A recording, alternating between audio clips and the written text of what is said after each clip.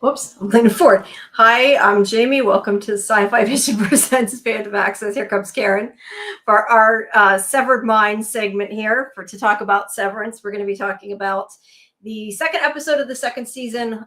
I had to remember what it was. Goodbye, Mrs. Selvig.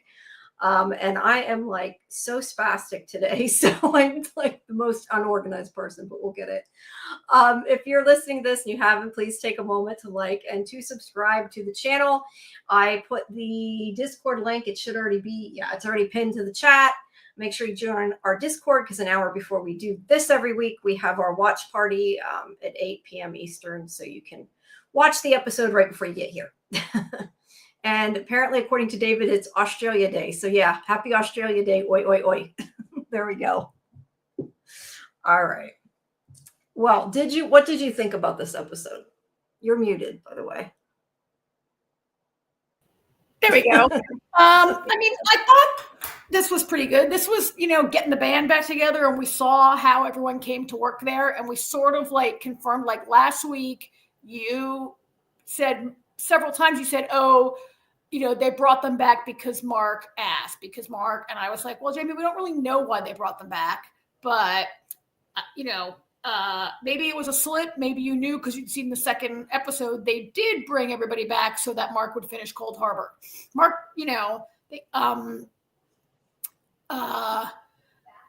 so that's kind of, not that people came back unwillingly. Like last week, I don't want to imply they were brought back because Mark asked only, because we saw the reasons that at least both Bert and Dylan came back. Not Bert,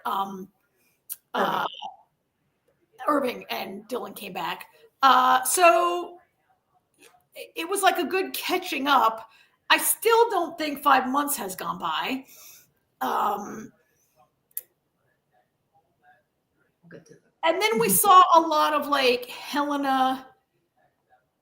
I think we can all pretty much agree that she's, I don't want to say evil, but she's definitely all Egan. Right? She's definitely an Egan. She's definitely definitely an Egan.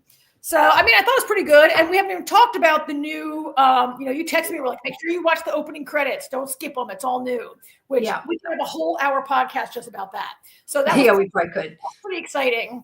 And, I'd love to talk about Milchick a little bit because I loved some of the stuff we saw with Milchick. So I thought it was pretty good. It's still a little set-uppy, but I thought it was pretty good. What'd you think?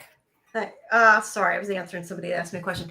I liked it. To go back to what you were saying, no, I really felt like it was weird that they were listening to Mark. That's why I said that last week. He asked and they did it, and I didn't understand at that point why, but it did seem that Mark was important, and obviously we kind of find out a little bit more about that in this episode. But I think it was nice to see the other side, to see the outies, because we spent the whole last episode with the innies, so it's kind of catching up with that. And it does say, and we'll get more to this when we get there, but he makes a point, Milchick, of saying that he set everything up in 48 hours. Now, I thought when I first watched it that it meant just to get them back, but he's actually talking about bringing in the other team. So I'm guessing that means that the whole thing, maybe only was 48 hours as opposed to 5 months. Because otherwise it doesn't really make sense, because that was when he put together the other team. So I'm assuming, well, maybe not 5. I guess that's not necessarily true, though. I guess it was 2 days between Mark agreeing to come back and him grabbing a new team, I guess, would be what the 2 days were. So I guess it's possible there was time before that. But I don't seem to think it's really that long either. Let me I'm going to try to get the images open here, if I can do this right. Are these images from you want to talk about these minutes or from the show? From the show. I saved a lot of images out here. Let's see. Share screen, and we want to share. Where's my image? Allow. There we go. I hate how it shows all the background and you can't. It's hard to get it to not do that. You know what I mean? There. I guess that'll be good. So we start. We go up. Hey, Gold Child. Hey, everybody in the chat. Thanks for coming. You know what? Before we start, let's answer what Justin has to say, because this isn't specific to the show. He said, if you had to be a Severance character for the rest of your life, who would you be? And if you had to, as said character, hang out with any of the other characters for the rest of your life, then who? Wow. Yeah, I don't know. Maybe, probably somebody who had more power. I wouldn't want to be suffering down there with the innies, so I'd probably say I'd pick one of the ones on the outside. I'd like to be Rickon. Rickon.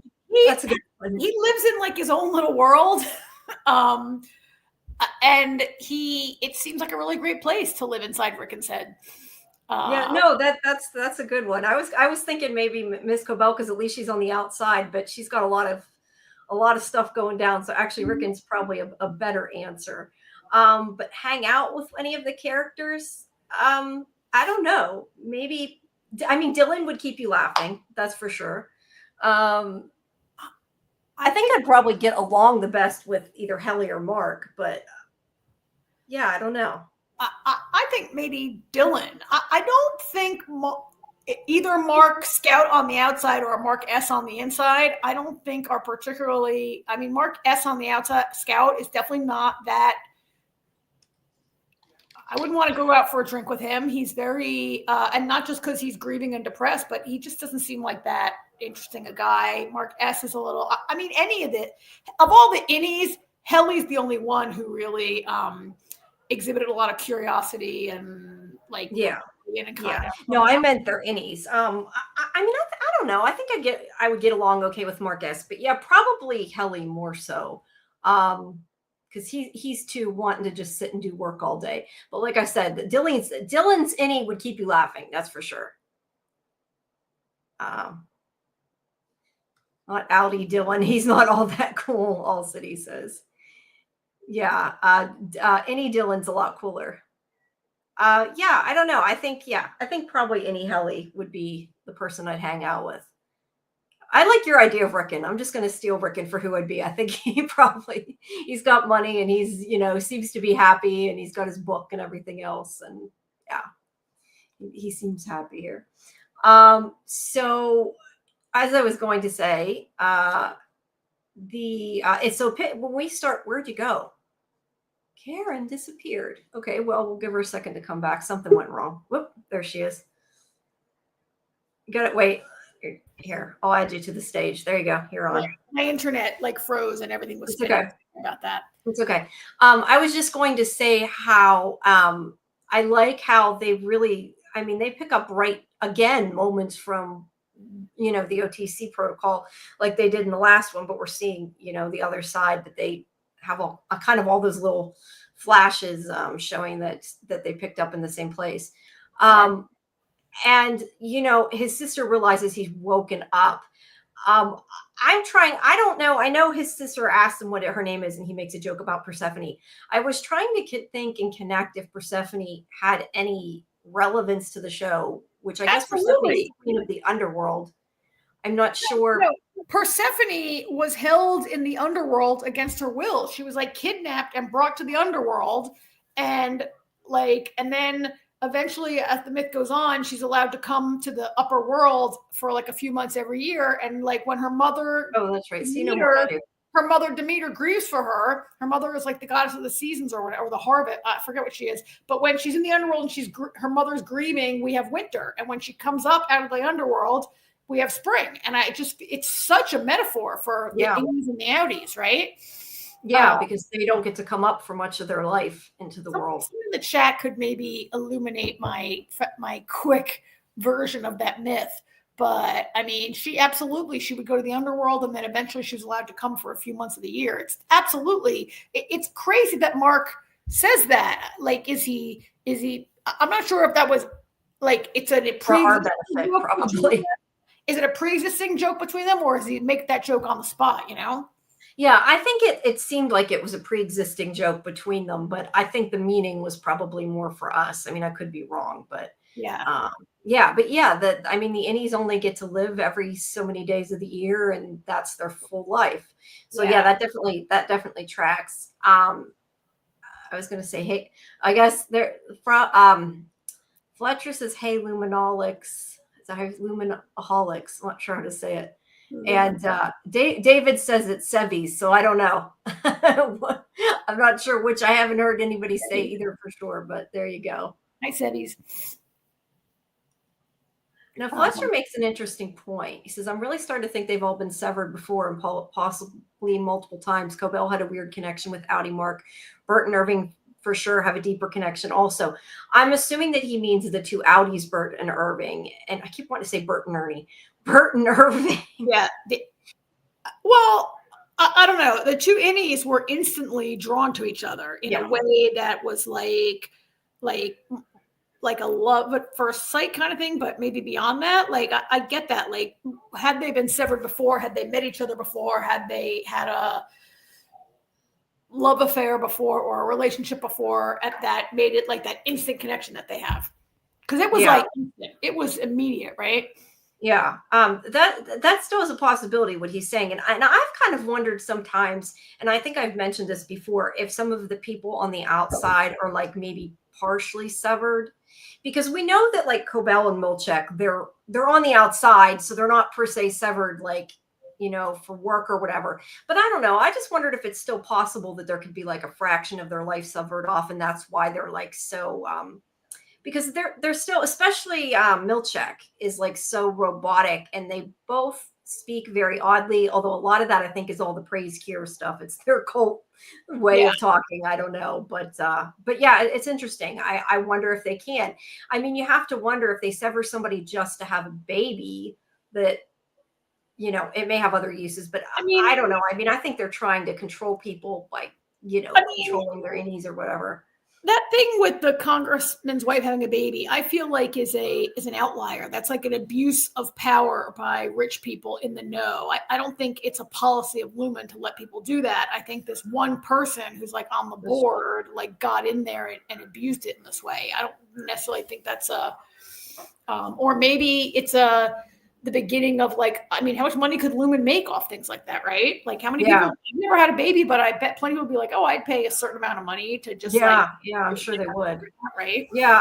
And I get you could do that for anything painful, but and that's why I'm kind of wondering though, like, is it possible that, like, we know that Milchek and Cobell, like, they know about the company, everything, but is there like maybe some secrets that they would have, you know, fractioned off? I don't know.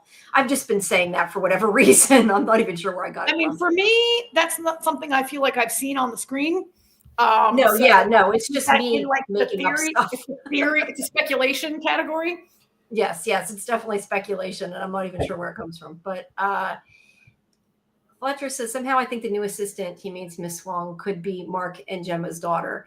And I think we talked a little bit about that last week. A lot of people think that could be their daughter, or it's possible that it could even be Gemma, like not reincarnated, but, you know, put in a different body, something like that. And yeah, I don't know. Or she could just be somebody who works there. But the only way she could be her daughter, I guess, I'm not sure how that would like necessarily make sense, unless like the innies or something have been in there like for years and they just don't realize it, that she could have had a daughter, or unless they're like super fast aging or something. I don't know. I'm just trying to think how that would actually work. So, I mean, it could work if you're talking about people who've been severed multiple times and maybe don't know. Remember it. I mean, could Mark father a child in the severed floor and not ever remember it? You know, I read a theory. I think this was one of the commenters on Vulture was putting forward this theory that Gemma is part of it. Like, it was a setup from the beginning. Like, when she, like, for whatever reason, Mark is important. Like, she met Mark and married him as part of like a master plan. Oh, and it was all on purpose to like get him in there. Like, could be her daughter from somebody else in that case. If that theory went anywhere, like, she could just be Gemma's daughter and not Gemma and Mark's daughter. The other thing is there is back when they showed the other protocols on the computer screen at the end of last season, there was one, and I know you guys in the chat probably remember exactly what it's called, because I don't, but it to me made it sound like it was like a memory wipe. And I don't know that it is. I'm totally guessing. I have no clue. But that's what the protocol to me sounded like. And I wonder, is it possible that like he was there before and they erased him, all of his memories. So he's been there a lot longer. Or maybe he had a daughter that died in the car wreck that we don't hear about. I mean, maybe he really didn't deal with it. I don't know. Yeah, I'm not sure that it really, to me, makes sense being their daughter with timeline, but is it anything in the show is possible? So it's hard to tell. Yeah, I mean, also, I agree. It doesn't make sense to me that she's the daughter, but you never know what could happen on the show, right? Yeah. I mean, and like, I mean, because she is, the both actresses seem to be from a similar kind of background, yeah. Background, right? I don't know if that's why people were theorizing that or not. Because they're physically similar in that way. Like, is that what making people theorize? If she was Black, nobody would be saying this, probably, right? Yeah.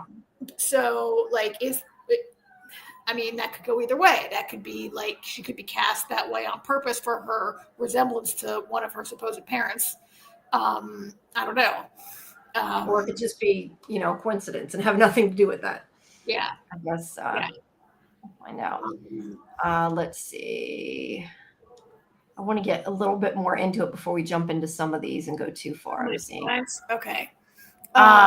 Yeah. Let's put now I lost. Let's shout out to David. Happy Australia Day.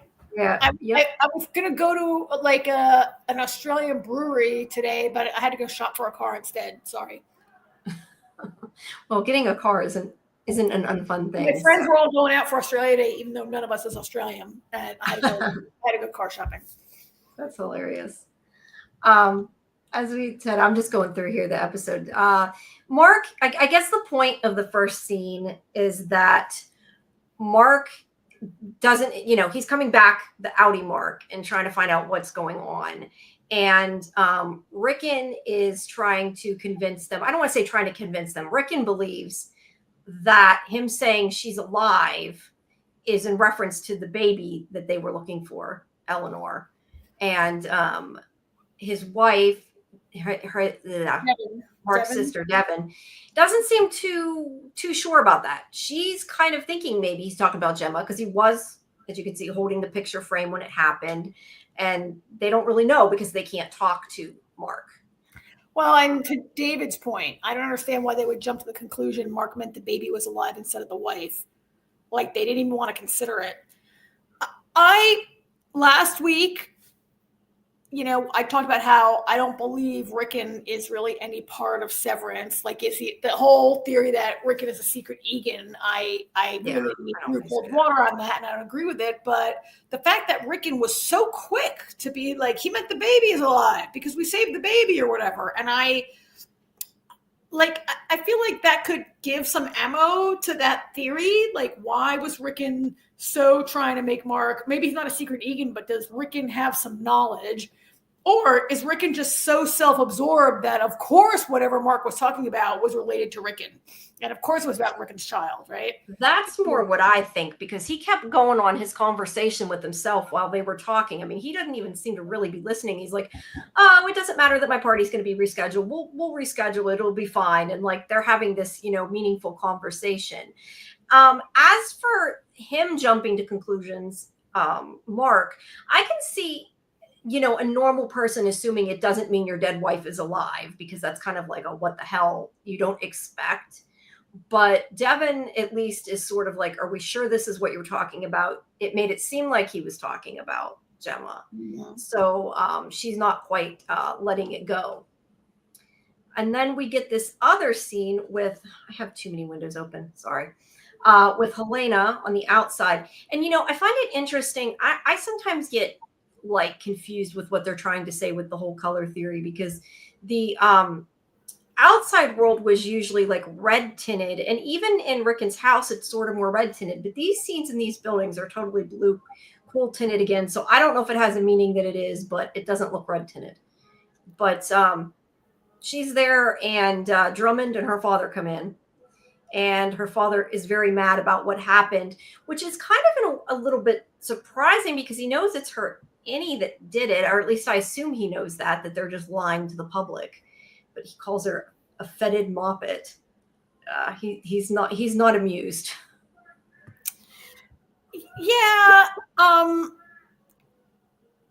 I don't know how that's a very strange choice of words, right? Like, I mean, fetid to me is something that's like hot and sweaty and Like smelly. putrid, yeah. And putrid, yeah. And then a moppet is like a little cute little child kind of thing, Yeah. right? Somebody said in the chat the other day that and I don't know if they didn't speak English as their native language and it was in their captions or what, but they said that it translates to spoiled brat, and it kind of does a little bit. It does. Yes, it So does. I don't know if that's just, I mean, they talk so strange to begin with and use big words and everything. So that might be all he meant. I don't know. But it is a really weird thing to say. It definitely means spoiled brat, don't you think? Like fetid, something that is spoiled, like a piece of spoiled fruit is all like smelly and yeah, and it's like a little kid. So it's like a spoiled little kid. So that I mean, it totally makes sense. Yeah. So we have Dylan. I'm just trying to get through so we can get to the opening credits in a minute. But so Dylan, he comes right back after that happened with the OTC protocol. I guess whenever Milchek tackled him, he must have hit him in the head because he's got his little water bottle there. And I went ahead and took a picture of that because that's the same view that we got in that animated video last week. Yeah, showing Kier's head. So. But let's see. So I lost where I was at. So she tells Milchek that he needs to go see all the Audis and find out exactly what happened, because they do not yet know, exactly what went down. If the innies in the Audi body said something they shouldn't have, she's basically like, you need to go find out. And he asks if they should fire him, and she says, let Kier guide your hand. So it's hard to tell. Yeah, so it's a little surprising. By the way, I love these scenes of Helly walking across that long glass corridor there. We see her in her dress. Somebody here in the chat has said, where's the chat about Helly? But I loved all these shots. I was a little surprised that Helly is kind of like the boss of like Helena, when Helena went in as the speech that she was giving, how she'd gone under and she was showing how Severance was great or whatever was going on with that event, it didn't really seem to me that she was necessarily like the boss of Severance, right? Of Lumen. Well, I think her father's above her, but I think her father doesn't, bother himself to come down from his high horse to take care of things. I think that he's like, you go talk to her, you take care of it type of thing more than anything. Yeah. That's the opinion I got. But I also love the way a lot of this is shot, and that's why I took a picture of the hallway. The other thing is this here really, the way they have it lit, it reminds me of like the elevator. And I don't think that there's meaning or anything behind it. It's just, it kind of reminds me of that. And it's like this long corridor, they're crossing over into whatever. It's just an interesting visual kind of to represent that, I guess. I felt like. Well, and there are, Fletch, it's giving Fletch like Westworld vibes, the POV from the offices. I'm not sure if I'm getting your comment exactly right, but it does give a Westworld vibe, the way there are these offices that are sort of like very stark office that's controlling everything and can watch everything. They can, Westworld, they could see everything that was going on in Westworld, and it does kind of give that vibe. Yeah. He also says, even Miss Casey looks like an android. A lot of the people are robotic. So that's, yeah. I mean, her and Milchek and Miss Huang are very robotic. I don't know that necessarily means anything. But yeah, they do a lot of times look like they could be. I don't know that it's, on purpose or it's just because they're, like I said, I think sometimes the way Milchek is more their whole cult thing. They act very strange. It's really hard to tell. But let's see. I don't want to go too far. We do got to get through the chat. But like I said, I was trying to get through the opening before we did that. All right. So she comes in. Miss Cobell's waiting, and I am sorry. I am like trying to read this and talk at the same time. I need to zoom in. I can't see anything. I'm like, everything is so big. I can't figure out how to zoom in. I don't know. I'm trying to remember. You have to tell me if I forget things because I'm trying to go by memory. So she goes in and she basically thanks her and she's like, what you did saved. Let me see, where did it go here? That she saved them from disaster. And this is where I was saying, like, I think that her father just doesn't want to deal with these kind of things because she's even like, is Mr. Egan coming? And she's like, no. And I think it's almost like you're not important enough to talk to her, just like she couldn't talk to the board before. At least that's the opinion I got. Yes, I kind of agree. Although we also have learned that there are multiple Lumen buildings locations around the world that include severed employees. So it's possible this is not the only thing this maybe is not that the hugest thing in the concept of the entire Lumen Corporation worldwide, right? Like people we saw with the temporary team last week, they've been brought in from like all over the place. And there's, if that's true, they were brought in from all over the place. Well, it does seem like Milchick's conversation. 206 countries. Yeah, 206 countries. I don't think, are there 206 countries on this planet right now? I don't know. I had looked that up. Certain different things, like the UN says says there's less than that, but this other place says there's more. It depends what you're counting. Excuse me. Okay. Basically across the globe. But you're right. But also there's the fact that we know that Egan is there because he just talked to Helena like a couple minutes ago. So I feel like he purposely is not wanting to talk. Well, he could be testing her. Like maybe he doesn't want to go in and meet Selvig because he's testing Helena to see like what she can do. Yeah, that's true. So she says she owes that they owe her gratitude for what she did. And I love how, I think I have a closer up picture of her here somewhere. What the? Oh, no wonder why it's not going. I'm clicking on it on StreamYard instead of on here. That's a pretty dress too. Yeah, the lights. That's why I said the whole way this episode is filmed, it's really choreographed and filmed really nice. Yeah, everybody, there's like a bunch of comments about how much people. Miss J loves this shot. I think she meant the previous shot with Mrs. Cobell, like way at the end of the table. Yeah. You notice Drummond sits at the other end and just like listens to them. Yeah. Is there a board of directors? I had said something about that before. I kind of wonder if it's maybe not, at least not as many people as they make it out to be, sort of like how the security wasn't very good. Because I think they just assume that they're there and maybe they really aren't because we only hear from them once. So I don't know. It's a good question. But whenever she's, says she's grateful to Miss Cobell, Miss Selvig, whatever you want to call her, she wants her apologies instead. And she's like, I invite your contrition or something like that. Again, talking very straight. I welcome your contrition? Welcome your contrition, yeah.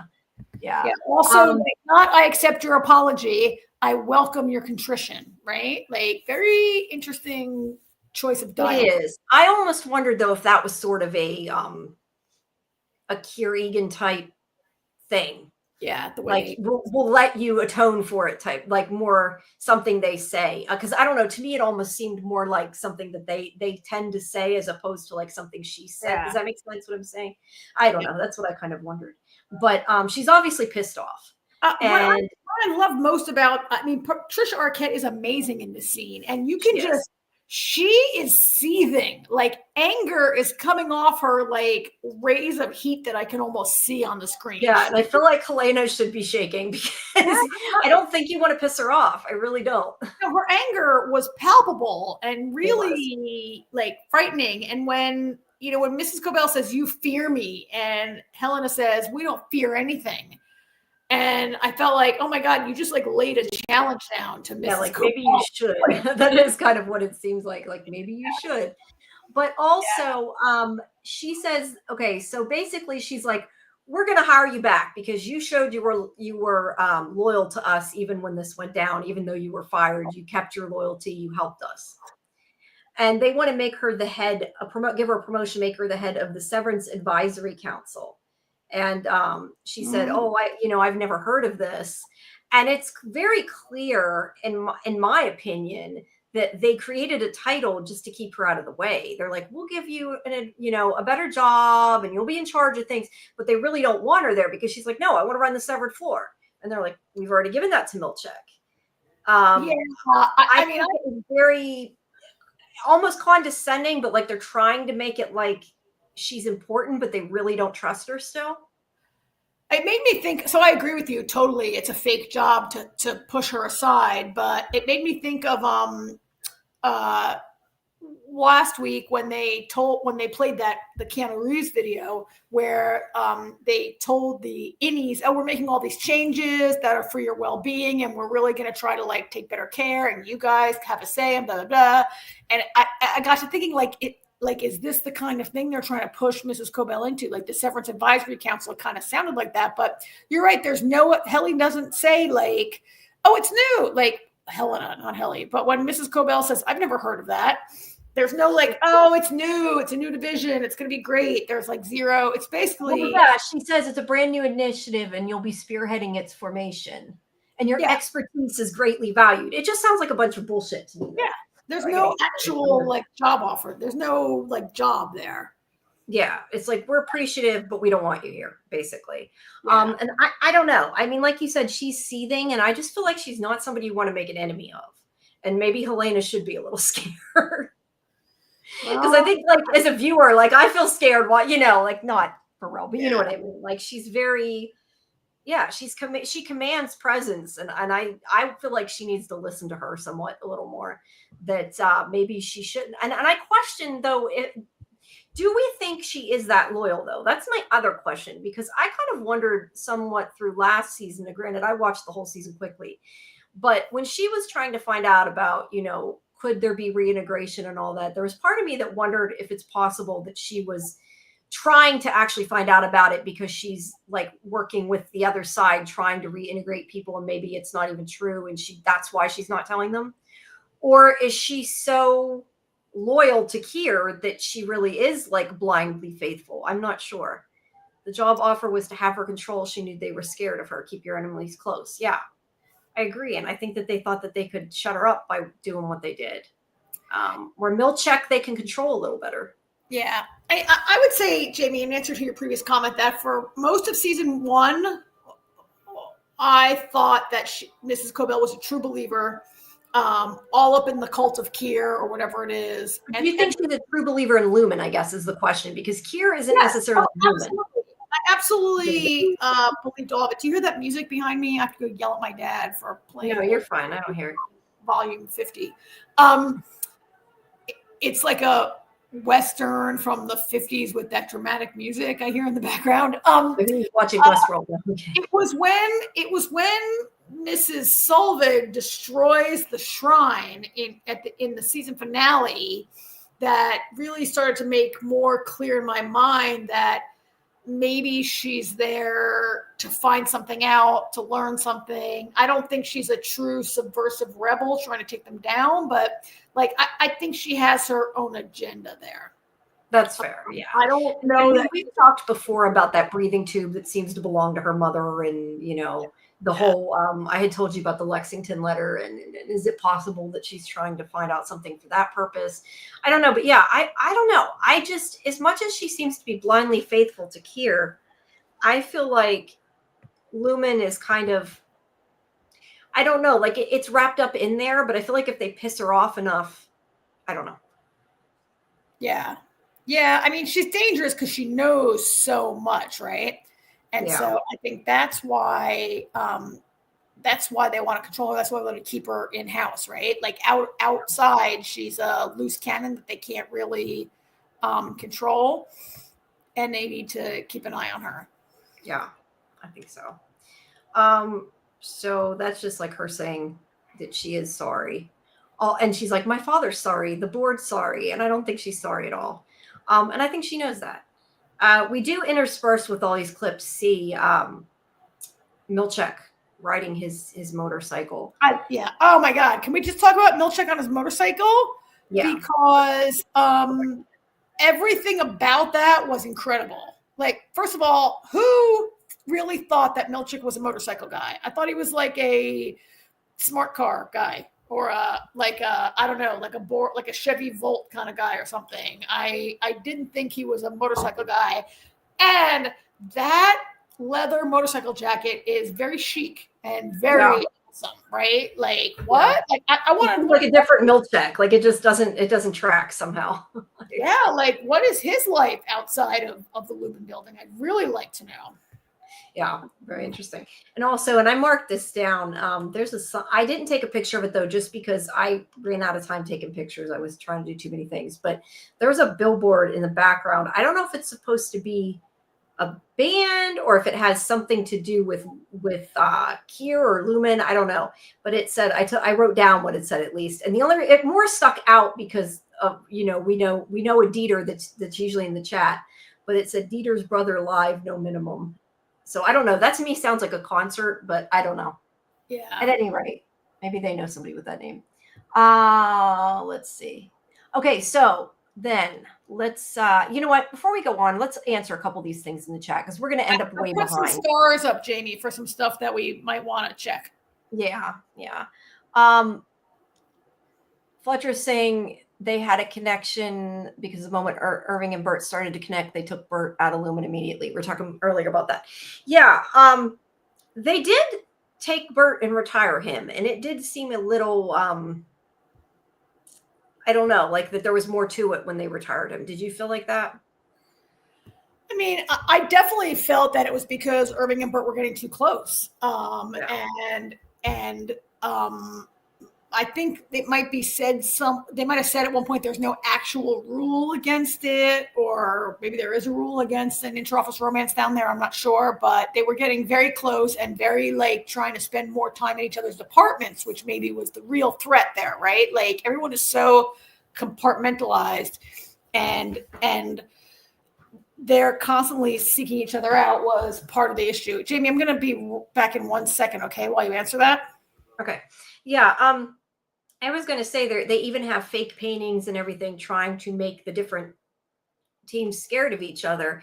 But I also think that they maybe put the kibosh on it because it was making him not listen. It's just like I said last week. I think that Milchick shows Dylan the whole thing with the plans for the family visiting center or whatever it's called, because they're trying to get him back in line. They give him all those perks before it worked and it stopped working. And it's like Irving was always the one that listened. He was the one that, believed in the rules. And suddenly he's off with Bert. And I think it's more, I don't know if you heard what I was saying. I think it's more about the fact that it was making him start to break the rules. He was so into Bert that he was willing to go along with Mark and everything else. Yep. So I think they were trying to rein him back in. And he was previously the biggest rule follower of the whole group. Yeah. All right. Now, we didn't get to that yet. That's about Helly. We'll have to wait because that doesn't make sense to talk about now. But let's see. Fletcher says, I'm starting to think Mrs. Cobell is Mark S.'s mother, but Mark S. got severed before and he doesn't know her. Mrs. Cobell might have been severed, but she got her memories back. There's something in her look. I don't know. I mean, she has an unhealthy obsession with him, I think. And I know you said that you think maybe it's just she's trying to find things out. You don't seem to think that, right? Am I correct or am I wrong? I mean, I'm more circling around the part where Mark solved his first case file and his first scary numbers. Like he did super in record time, super quick. And he seems to have a real talent for this. That's what I've been, but I'm starting to expand my theories to a bigger conspiracy theory surrounding Mark. Mrs. Coble being his mother. Look, okay, Fletch, I could get down with that if you don't also believe that Mrs. Huang is his daughter, because I just every part of his sister's already involved, is really his whole family. I think these theories, and I'm just teasing, but I was going to say I think these are Martin is everybody now. Everybody's related now. Yeah. But yeah, I mean, I could see that, but I still think it's a weird obsession more so than that. But I guess that could explain the obsession if they're related, maybe. I mean, I guess if she was hugging a breathing apparatus that said baby boy Selvig on it, or baby boy, like she's, her motivation feels to be more around whoever Charlotte is. Look, everything's possible, and I will pay attention to their interactions in future episodes and see if I get that vibe, because everybody here, everybody in this chat right now is a frequent commenter on like other shows that we do, and everybody has such good ideas, and a lot of them turn out to be true. So yeah. Correct, but I don't know about Mrs. Cobell. Might have been severed, but she got her memories back. She's kind of obsessed with reintegration. And if she which makes me think she doesn't know if it works or not. If she had her memories back, she knows it works. So I would say I don't think that for that reason, because otherwise, why would she be so interested in if it was possible with PD? Because she would already have the answer.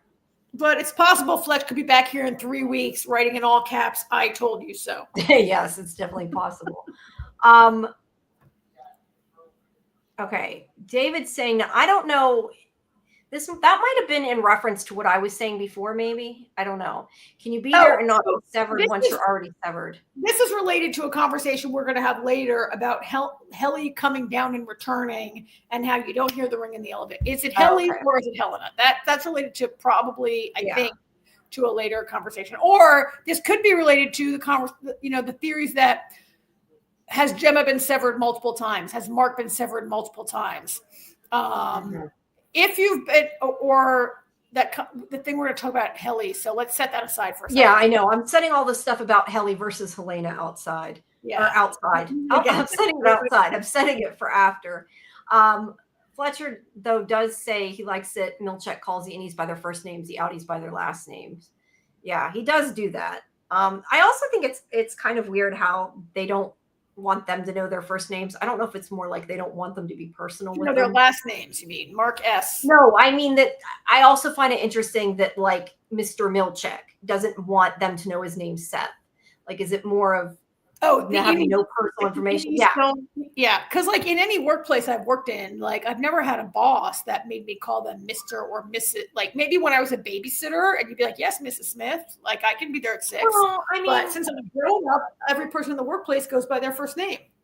I guess. I mean, I was going to say, I guess if like they're a really high up boss, maybe you would. But this is more like they didn't want them to know their first names. I mean, obviously it shows their authority, but yeah, I think it might be more than that. I don't know. To me, it gives a very like 1960s and 70s vibe. Like the companies that I've worked for, even the CEO has always been like, I mean, I worked for AT&T. Call me Bob. The CEO said, "Call me Tom," right? Like, like I've never, to me, that gives an old timey kind of vibe that you call your boss. Okay. I did have a boss who was a priest, and I always called him Father Robert. And he'd be like, "Call me Robert." And I'd be like, "Sorry, Father Robert. No, I can't call you Robert." That's a little different. But he calls the innies by their first names, the outies by their last names. Mark S for innie, Mr. Scout. He does ask at the door, he says, "Can I speak to Mark Scout?" I think, right? But then he always calls him Mr. Scout. It has also a little vibe of like Agent Smith, like always calling Neo Mr. What's Neo's real name? He calls him Mr. whoever, right? He's like, "Okay." Oh God, now that you say that, I'm never Mr. Anderson. Mr. Anderson, right? Yeah. Wow. Unless it's just kind of to keep them like as these are separate entities, Mark S, Mr. Scout, like to more delineate them. That's the only thing. I think Milchek is maybe better at the job than so. Mrs. Cobell is smarter, but Milchek is more like Milchek keeps his emotions better at keeping the people. He's like more personable and wants them to get along or tries to get them to get along. But that also makes me question that you said that. Is that part of why they don't want Miss Cobell there, though? Because she is too smart for her own good. Yes, and Milchek is more able to control his emotions, right? Like, even though Milchek's like, "I'm the fun guy, let's have a dance party," I don't feel like he would ever, like, kind of lose his cool the way Mrs. Cobell, I feel like she's very controlled, but her emotions are always, like, right here. Yeah. Take another one while I go. I just got my my dad's 93 and I think he's trying to walk up the stairs. I'll be right back. Okay. All right. I'll take some from the chat. All right. Justin says, I think Gemma is still alive and Cobell and her faked her death for safety. I mean, we're assuming she's still alive unless that's, I guess it could be a clone body or a, recreated body. We don't know for sure. But was she in on it, I guess, is the point of what Justin's saying, thinks that Gemma was in on it and it was for her safety. I don't know that I think it was for Gemma's safety. I feel like there's more to it than that, because just because Lumen does not seem like a good company, like these people don't seem like quote unquote the good guys, that they're like, oh, we're just going to keep, unless they were lying to her. I mean, they could have been like, we're keeping you safe, and they're completely lying to her. But I think there's more to it. And for some reason is really important. Just like Mark is important because he's, and we'll get to this when we get to this later, that he's completing the Cold Harbor file, and that makes him important. I think, that it's connected. I think the two of them together seem to be important. Let's see. Okay, going back to the other scene. Devin's conversation about her also being affected by oh, wait, we didn't get to that yet. That's a later scene. Sorry. I'm back. Dad's in bed. Okay, good. Is it just Golden Child says, is it just a coincidence that Mark and his wife lived in that Lumen community before his wife died? It seems like everyone, including businesses, have a connection to Lumen. Okay, so did they live in the same building then? I didn't even notice if it was the same house. If I'm totally honest, I didn't think about it. I am so glad Golden Child asked this, because as I watched this episode today, when Milchick comes over to Mark's apartment, right? House, whatever it is, and they're sitting down, and first of all, I was like, Mark, when someone comes over, could you turn on a light? It's like so dark in there, right? But I was looking at how sparse, I was remembering from last season, Mark's apartment has like that fish tank and a couch, and it's spare and bare. And I was like, there's no way he lived in this apartment with his wife, right? That would be my question. I don't know that they lived there together. It's the home of a grieving man, right? He either moved in there by himself, or he took everything down and put it in the basement.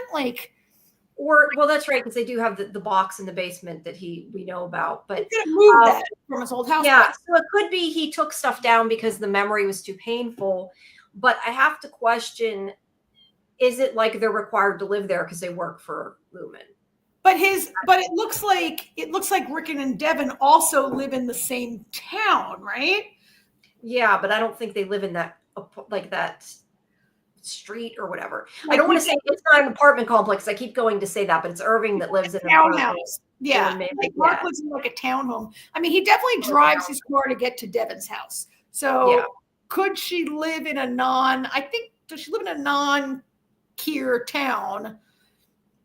Or she lives in a Keir town? I don't know, but she lives not next door. But I would say that it seems, in my opinion, I would say that he didn't live there with his wife, that this was probably just the house he got after his wife died. That he moved there after she died. He moved there. And that's just my own personal opinion. I really don't know, because I don't think we've seen anything of him before, have we? Not in a house. I'm trying to think. What about the flashback? We've seen the picture of him and his wife. Is really the only thing we've seen from his wife before, right? Yeah. Yeah, so we really don't know. Yeah. Okay, this is more about Rickon. Fletcher's on a roll tonight. Says for sure something important. Why was his book inside Lumen? Why does he know all that stuff related to Lumen work? Well, I mean, the book was inside Lumen because it was left outside Mark's door, the Audi Mark, and Cobell found it, and she took it. I don't know if he's misremembering this. She took it in, and they left it in the office, and one of the innies, I don't remember which one, found the book, and they started taking it and hoarding it like they weren't allowed to have it. And I think it partially became important to them because they knew it was something from the outside world. But how did it get to the place where, who found it first? Did Mark find it, or did Devin find it first? I mean, well, it was left outside. Rickon left it outside Mark's door for Mark to read. Yes. Mark didn't take it. Cobell stole it from his doorstep. Yes. But it is very Oh. unlike Cobell to leave it in a place where it could be found. it was in that filing cabinet, right? Wasn't it taken out of a filing cabinet? I just remember a view of it sitting on a chair at one point. Yes, I almost wonder if she left it where it could be found. That's a good point, maybe. But I don't think that there was stuff inside the book about Lumen. So I don't know that he knows anything related to Lumen. No, I mean, I tend to think that second book that's in the newspaper is not real. Like, yeah, I don't think that that's real. So I'm not sure he does. I mean, he calls Mark's innie his workie. Like, he doesn't even know it's called an innie. So I don't know. So, I mean, given that it appears that Mrs. Cobell was trying to trigger Mark and Gemma to see if they could remember each other, right? So, like, would Mrs. Cobell leave Mark's brother-in-law's book lying around to see if Mark if he recognized it? Yeah, if Mark would recognize it. I don't know. I mean, Milchick had the book. A lot of times like they're testing them. So it's Milchick. Wasn't Milchick reading it and he left it around and that's how Mark got it? Or did it go the other way? Somebody in the chat. I don't know. I remember it sitting in the office. I can't remember if Milchick had it and he left it where Mark got it or Mark had it and he left it where Milchick got it. Was it here? Thank you. Wasn't Milchick reading that book? Then there was an emergency and he left it in the chair he was reading it in. Thank you, Michael. Well, you remember when we do. Thank you. Yes. Yes. Milchick was reading it. He took it out of Mrs. Cobell's filing cabinet. Was it even Mark that found it? I feel like for some reason it was either Dylan or Helly that found it, but I could be wrong. These are little details I don't have written down because I didn't recap the first season. I feel like once I do recaps, I have so many details I remember them better, but I didn't do the first season, so I don't. Yeah. Okay, so I'm sorry, I zoomed us all the way back down. No, that's okay. Okay, they're talking about the language. We talked about that. Okay. Audi Mark for sure is being controlled. He's all alone in that neighborhood. That's odd for sure. I don't think he's necessarily alone in the neighborhood. I think they just don't show other people except for him and Miss Cobell. Although for all we know, the other houses could be empty. I don't know. Yeah. That's one of those things that just it isn't really explained. Mm-hmm. Okay, this was back about what we were talking about before. They invented a whole new job just to have Cobell controlled. I don't think she'll accept the offer. I think she'll work with the Audis against Lumen.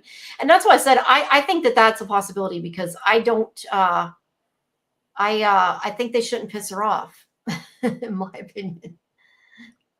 And they're talking more about that room again.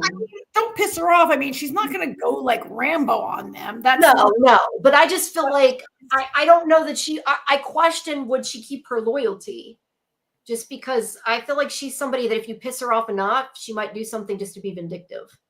You know. Well, I mean, so I'm going to disagree with you there, just because I do think she has an agenda, and I don't know that she would jeopardize it by being like, oh, I'm going to become vindictive. Okay, vindictive. Is she seeking vengeance for a past wrong? Maybe.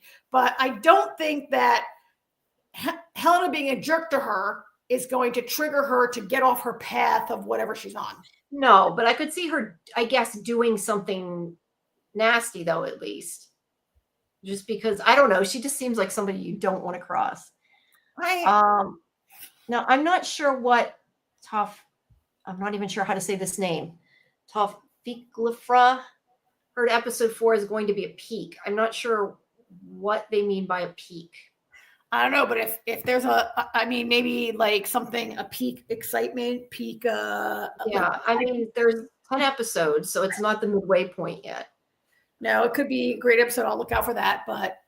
I mean, I don't, they're blurring together to me, so I don't know that I'd have to think about it. Okay. Have we heard about Mark's parents at all? Mrs. Cobell talks about her husband once. I can't remember that scene. I think whenever he stayed with his sister, they said something about it, didn't they? About their parents? I can't remember. Back in season 1. This goes to the idea of could Mrs. Cobell be his mother.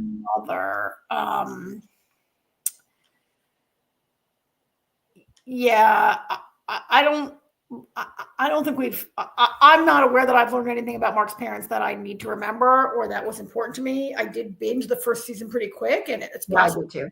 stuff, right? Yeah. Yeah. Yeah. And by the way, guys, we're just trying to catch up on some of the chat. So sorry if we're skipping. I don't want to leave comments too far away from comments, so we just want to try to. Yeah, I know. So we're just trying to catch up. But if you were talking about Helly versus Helena, we're waiting till we get to that point. And I see Doc Kaiju's here. Hi, sorry I missed that. And yes, Miss Cobell is Eloise. There we go. Yes. All right, so let's move it. We want to move it along. Okay, David says, I think Cobell is trying to prove the experiment doesn't work. It's like she was upset when Mark and Miss Casey didn't recognize each other. I definitely think a lot of times she's doing things to test them, like with the candle, when she burnt the candle. That seemed to be might have been to try to stimulate it. What was it you said earlier about the book? Like maybe that she wants him to see it. I don't know. I think, and she was very interested in Petey. Like, I think she's interested in reintegration. Whether it's because she wants to encourage it or to stifle it remains to be seen, right? Yeah. And for some reason, Mark is like the object of that. But also, I feel like there's another whole level of thing with Mrs. Cobell with this Charlotte business and whatever, right? Like, yeah. I don't know. And again, I go back to that interview that Patricia Arquette gave where every theory, she was like, you're wrong. You have no idea. Yeah. So I don't know. Let's move our way along this episode a little bit. We've been on an hour. Thank you all for being here.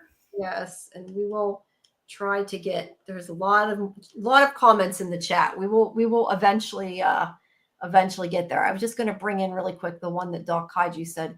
If we bring a dead person back from the dead and their mind is a clean slate, do we have to pay them for their labor if we don't let them leave?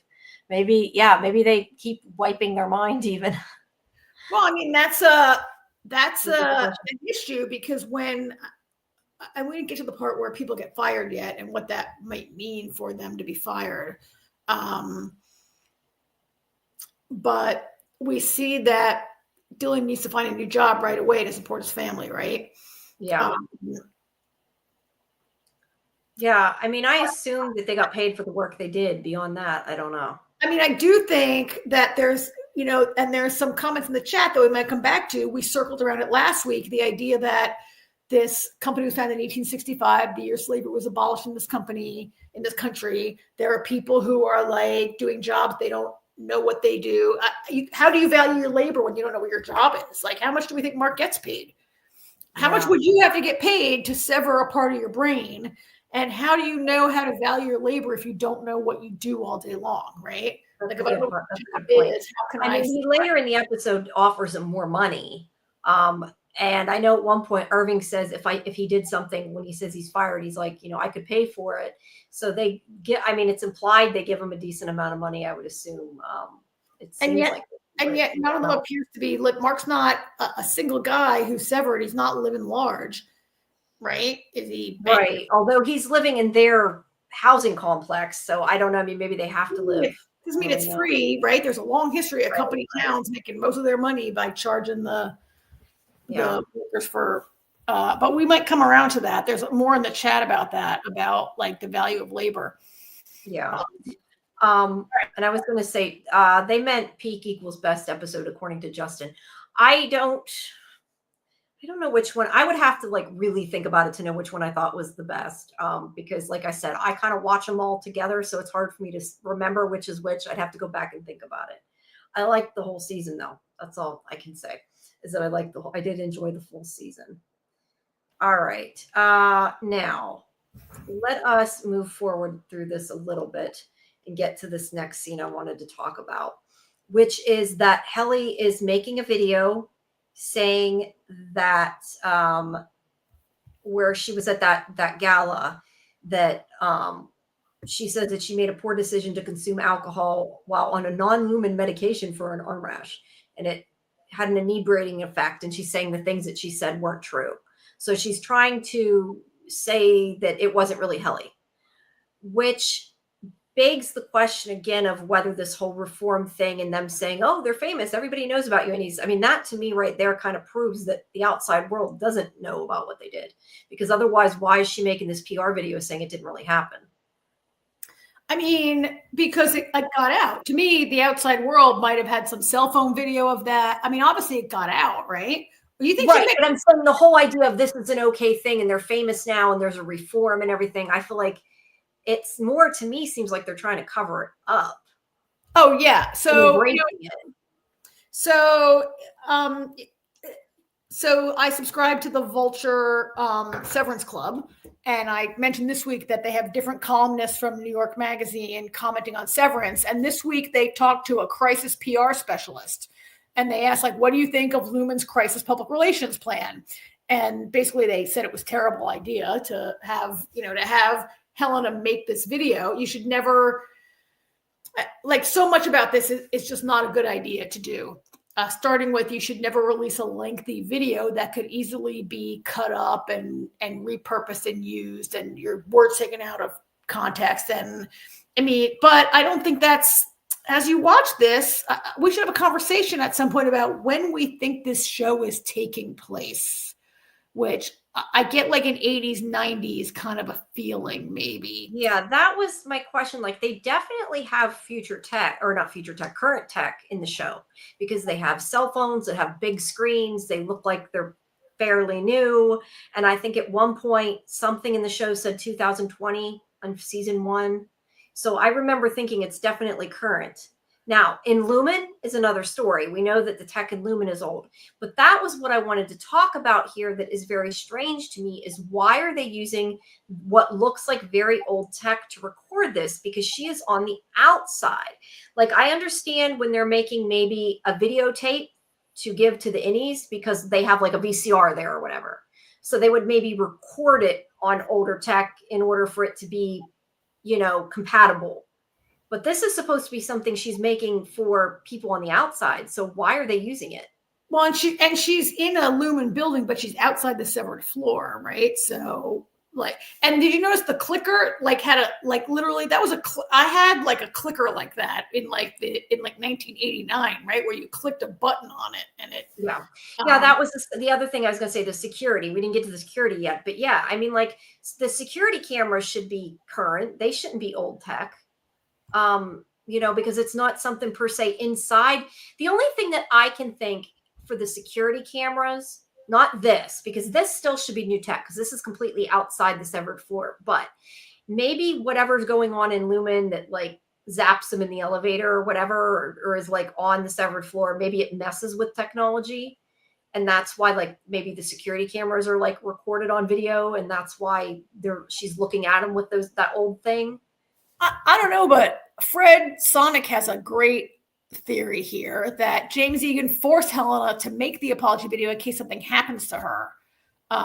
Maybe this video was not being distributed publicly as an apology. Maybe this is a good idea, Fred, that James is making her to make. We never saw this video get out. We haven't seen anybody see this. No, we just see them recording it.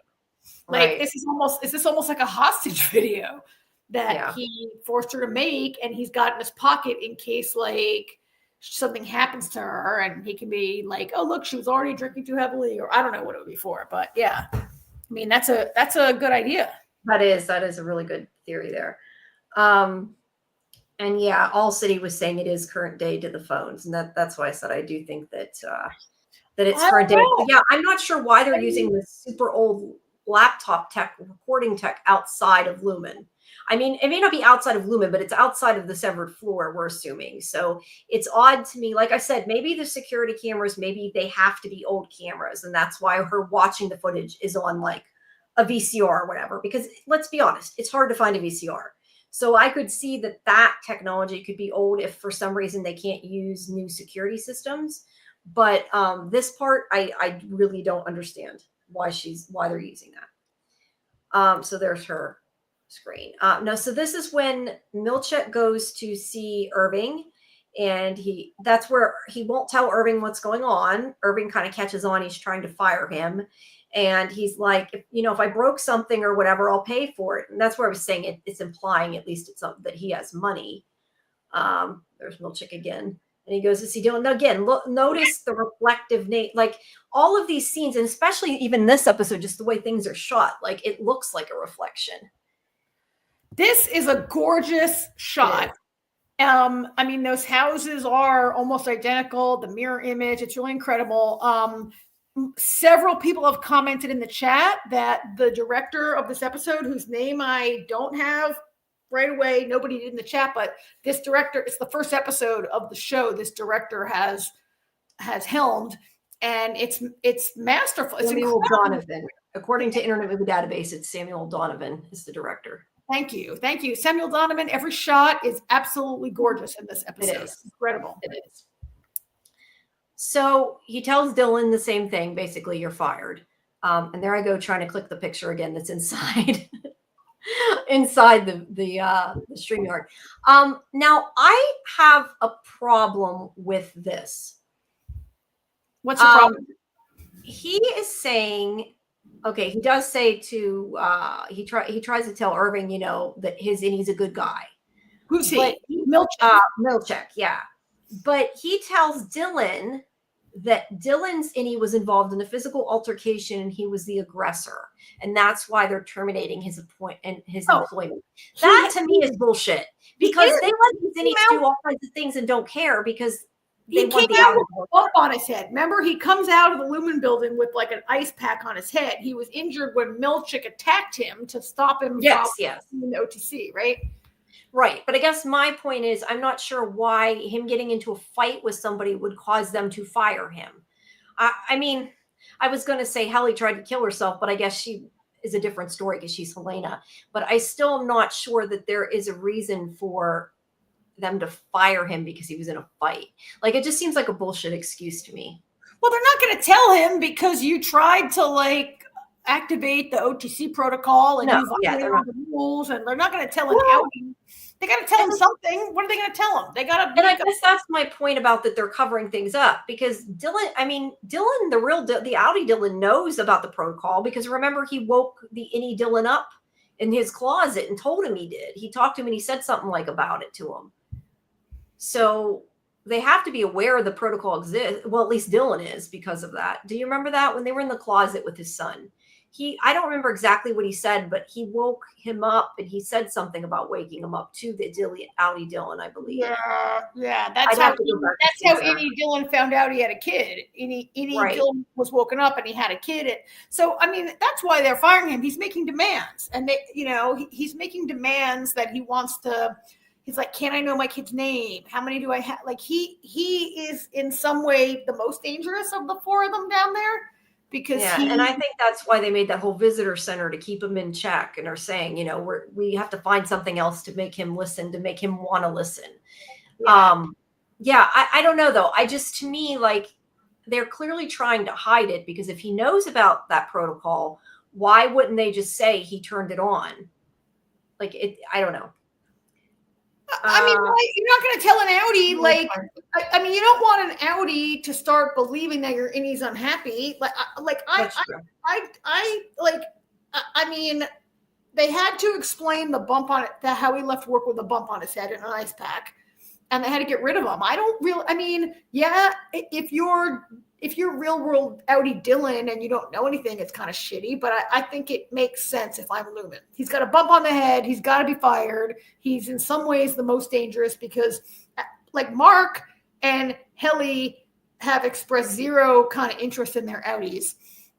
And Irving, not so much either. He just likes Bert, but until what happened in the finale. Yeah. But Dylan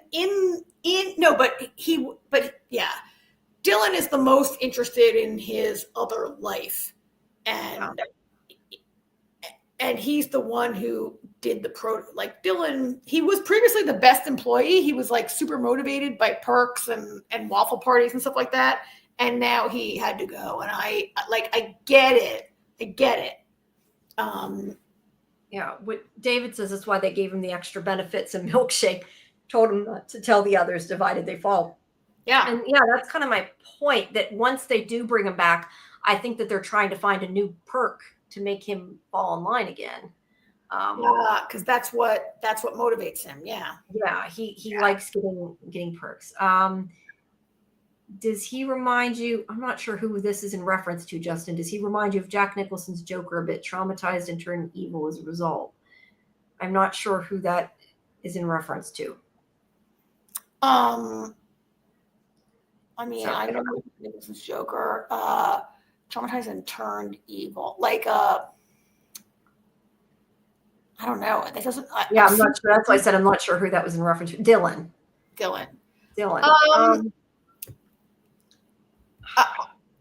So in the sense that I think Innie Dylan was traumatized by learning he had a son and that he was missing out on this life that he didn't know he could have, and Dylan has turned against Lumen to an extent, right? So I wouldn't know that he's turned evil, but if you're Lumen, then that is evil, right? Yeah, I guess from Lumen's point of view.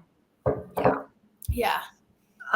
So let's see. Are we at okay? So he's like, "You're fired," and then more of her video. We'll skip through. Now, I'll notice I took a picture of this because of the upside down drop in Dylan's housing complex. See, Dylan lives in more of a house. Mark lives in like you said, like a townhouse, and it looks like Irving lives in an apartment. So they do show Irving. I'm doing it again. I keep trying to change it from there. Okay, now opening credits. Let's take some time to talk a bit about the opening credits. Or do you got? I mean, I don't know. Or we could go through the episode and circle back around. But I feel like circle back to the credits. This feels a little jarring, and maybe we can finish the show more quickly and come back to this. Do you mind? No, I don't care. Let me close this out. I mean, I definitely want to talk about the opening credits, but maybe let's keep our momentum on this conversation and come back to that, because that could be a whole like hour of the show, right? That's true. Yeah, I'm just reopening the image because I had quite a few. So sorry about that. We'll be there forever otherwise. We barely covered. So that was just no, you're right. You're right. Just like a cold open. We'll go back. Let's move on. So this is when Rickon, couldn't think of what to call him. Rickon's telling Rebecca to leave. Let's see. Yeah, not a. This is more about them kind of debating whether or not what he said was about his wife or about the baby. It's kind of some argument back and forth between them. And Rickon is still clueless, still more, focused on himself. I do like, though, Devin says, let's Occam razor this shit. And she's like trying to figure it out. She's like, okay, you were holding the picture. You picked it up. To him, this was probably something interesting, and then they start talking about Cobell Selvig, which this is when Rickon says, which I love. He's like, maybe we should just call her Miss Cobellvig. So now she's forever Cobellvig. What year is that oven from? I don't know. I don't really use an oven. But let me get a closer look at it. It's stainless steel. It's kind of modern looking to me, but yeah, I don't know. I'm not an oven person. But they have had cell phones that are newer though. So but you know what? We have seen shows that are set in any timeline where certain tech is advanced and certain tech is not, right? Like, I mean, I am more down with the theory.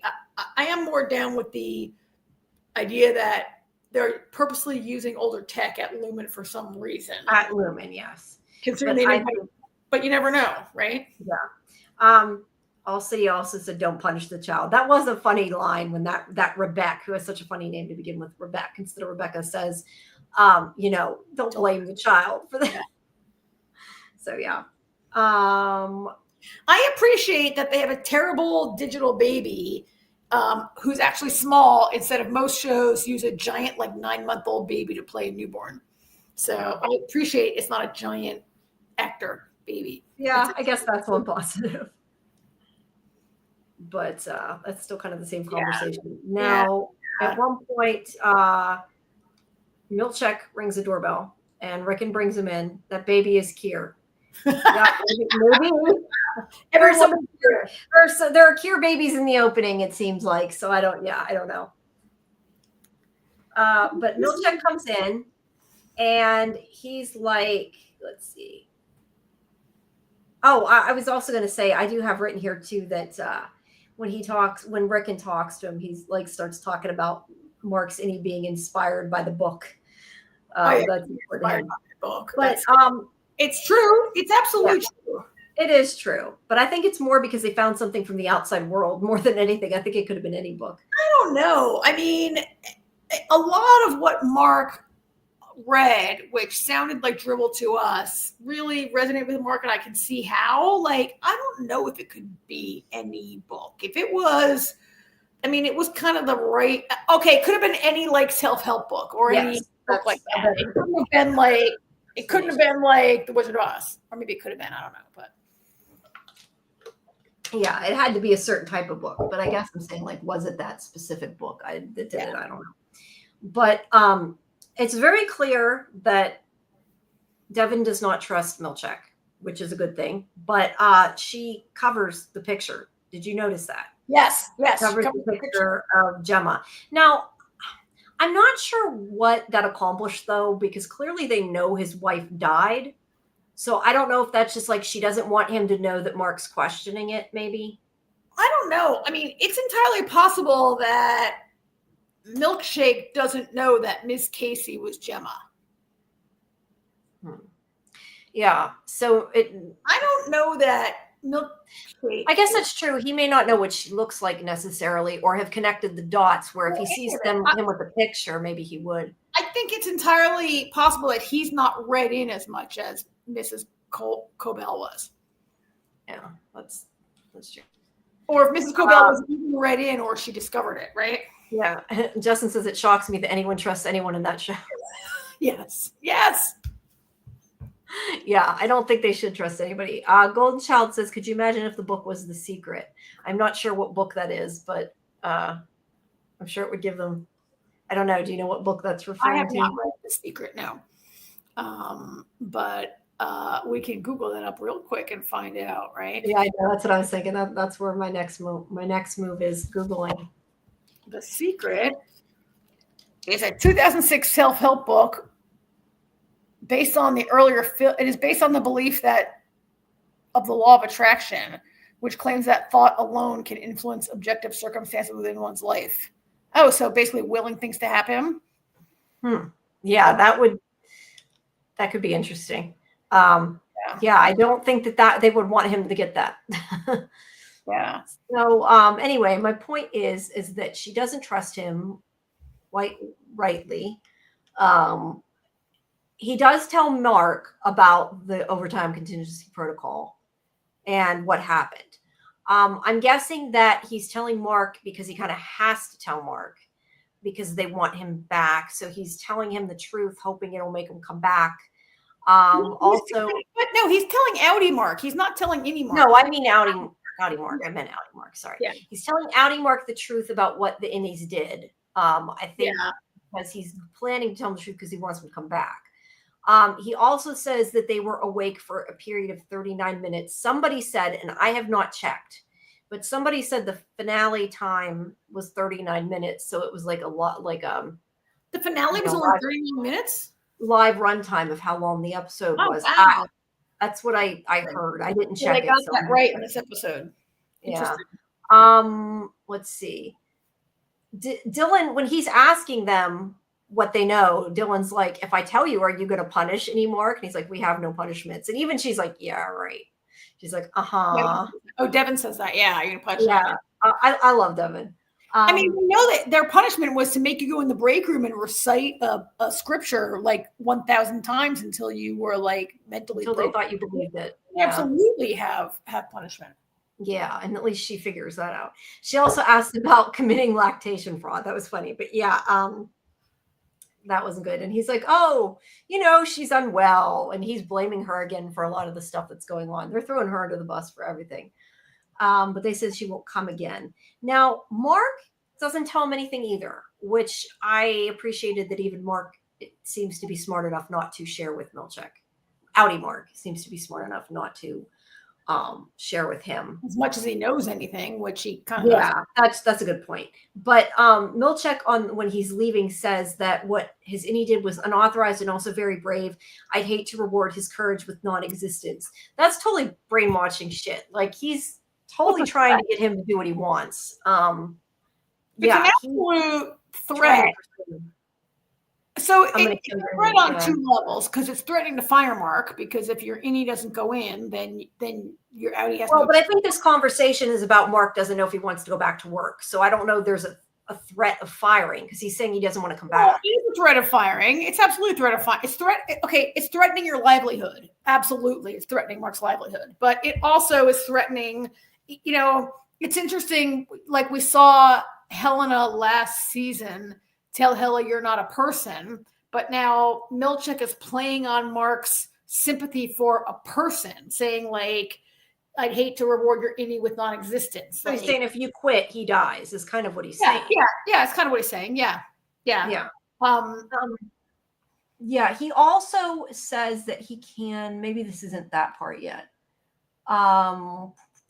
Okay. Later on, he says that it basically says he'll give him therapy type of thing. And it's like clear that he knows Mark is like a more caring person, that he offers that, but that's later. So anyway, he doesn't tell him anything. I think that's smart, that he is not giving up what he knows. He's not they're not telling him the theory about Gemma, because they don't know what would happen. They're going to try to find out. And I just got to say, if this were me, him acting so sketchy, this would make me want to not go back or go back to investigate. It would not make me listen to him and do what he wants. It really? If it was me and that man sat across from me in that fine motorcycle jacket, I'd be like, yeah, I'll come back to work. Sure. But considering Mark's not attracted to him, I don't know. This to me would make me more suspicious, is my point. Like, it would not make me think he wants what's best for Mark and Mark's innie. Yes. Look at it. Look how nice it is. Is Mark in a mental space to really care about that? Like, Mark's grief, Mark's wholly self-absorbed in his grief. And I'm not saying that he shouldn't be allowed to grieve, or that I begrudge him, or that grief is not, but she's dead 2 years now and Mark is incapacitated with grief, right? He has, we've talked about the Severance is not helping him to move on with grief, right? I've said before, I'm not sure how you could expect it in a way too, because I guess severing allows him to not be like suffering all day thinking about his wife, right? But it is also making him only have so many hours a day that he's in his own life. So it's almost like worse, in my opinion, because time isn't passing the same. Like, they say, and granted, it doesn't necessarily, but I know they say time heals all wounds. That's what they say. And, as time goes on, you learn to get over the grief. And I feel like he's getting less time to get over the grief because he's cutting half his time out. So I don't think it's productive in any way. Yeah, you work 40 hours a week times, say, 50 weeks of the year. That's 2,000 hours, right? That he's not in his brain processing each year. He's like she died a lot more recent. So I'm just not sure that I feel like Mark is in a that's an argument for Mark, that Mark.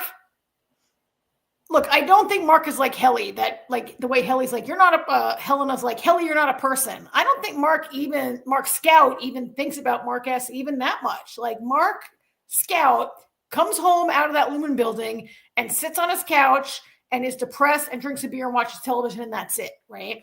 Like, I don't know that he thinks about anything except I'm so sad that my wife died, which, again, your wife died. It's terrible. It's devastating.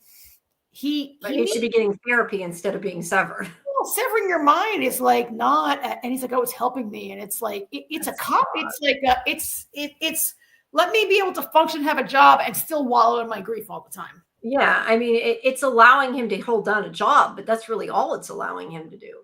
I think so. We might be being kind of harsh on him, and maybe some other people on the chat might feel that we should. Yeah, no, I understand his grief. I guess I'm just saying I would think it would make the grief worse because it's like less time has passed. Well, yeah, and not make it worse, but it would enable it to maybe not heal as well, I guess. Well, he cut out the part of his life that requires you to function. Like most of us that are grieving the loss of a person, a spouse, a parent, a child, whoever, at some point you are forced to like deal with this part of your life because you got to make an income, right? And Mark found a workaround where he outsourced, like everyone on this show has outsourced their income generation somehow, right? He outsourced. He basically, I mean, he has enslaved a part of his brain to work and do nothing else, while he is free to just grieve all the time. And the part which is really unhealthy. The part where he had to get part of his life together, get yourself together, you got to go back to work. He was like, you know what? I'm going to like outsource. Yeah, I mean, that's what I mean. It is actually in a way worse because he's spending 24/7 just grieving without changing that, without stopping that, without living a life. He's spending 16 hours grieving and 8 hours Mark S is doing the work, right? Yeah, but it's almost like, I feel like almost by him doing that, he's not letting himself heal. He's not giving himself time to heal. He's not even trying to heal.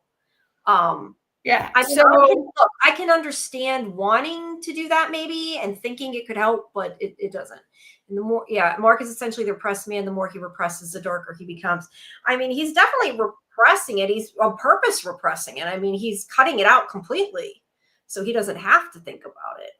But either way, the point is, and he does have some moments in this episode where he kind of yells at people, and right, and you know, it's worse. Yeah, it's worse for his outie. It's making things worse for the outie for Mark Scout to have done this. And there's the part where Milkshake told Innie Mark that outie begged to come back, which is not true at all. What we saw in the scene was Milkshake kind of threatening outie to come back to work, right? And outie's like, I'm not so sure. I got to think about it. Yeah. So let's see. Irving is showing his paintings, and you can see it's kind of interesting that he has multiple paintings. I didn't even realize it till they showed this. You didn't notice that his house was full of the same paintings? No. I knew his house was full of paintings. What I didn't notice, and it's hard to tell because it's so dark, but they're like sequential. Like he made like a flip book of paintings, kind of like, see how it's like further down the hallway? It's really hard to see the picture, but that's what I'm saying. I didn't notice that there was like a sequence of them. Yeah. He looks at that map again and sees Bert's name on it, and he pets his dog. There's not really much that happens in there. Dylan's wallowing in his, being upset because he was fired. Now, this is what we want to get into talking about Helly and Helena. So Helena is sitting watching this surveillance footage. And this is while at the same time Mark is driving when he sees Miss Selvig's car. I guess we'll get back to the surveillance in a second. Again, it like the houses they are different houses, but it's very much set up to look like a reflective picture the way they did it. Yeah, I really love the way they do it. And, you made me think when you said about Persephone and the seasons, there's a lot of winter in here. Now, that may just be because I happen to film during winter. I don't know. But there is a lot of winter references, even in like the opening credits and stuff. But I'm doing it again. I'm trying to flip it there, and that's why it's not working. Okay, so surveillance. Now, this is what I was saying as like, I kind of maybe get the old tech here because I'm guessing that this is recorded on some kind of not VHS, but some kind of old security system, maybe because it's inside Lumen. So I kind of get maybe she'd have to use older thing to view it because it's not digital. But this to me, and I want to get your opinion because I know before you thought that she was Helly. This to me is kind of like the best proof we have that she's Helena. Because to me, the way she is watching this video and rewinding it and watching it from different angles. It was Helena watching. This is Yes. This is pre-OTC. When Helly kissed Mark, it was before they did the OTC. Right. What she's watching is pre-OTC, but her watching it is happening now. Yeah, but Helena in the gown is watching it. We know it. So Helena is watching this now in the present. Yes. It is my belief, and I'm not sure how you can take it any other way. I think she's watching the footage because I think she's studying her to become her. Oh. Because this is before they send her back. We got some. That's how I take it. I mean, why do you think she's watching it then? Just to find out more about her? I didn't take it that way, but I think, Jamie, that's a really good idea that she's studying her so she can go in and we have so many comments and questions on this, but assuming that it's possible for an Audi to go in, if your brain has the chip, I'm not sure how you go down that elevator and not be triggered, but assuming it's possible, I like your idea that she's studying it. I thought she just, having been taken over by this had the life like kind of, almost like your multiple personality syndrome is mostly a fake thing made up by TV and movies have right, but you're taken over by this part of yourself, this like Jekyll and Hyde part of yourself kind of thing.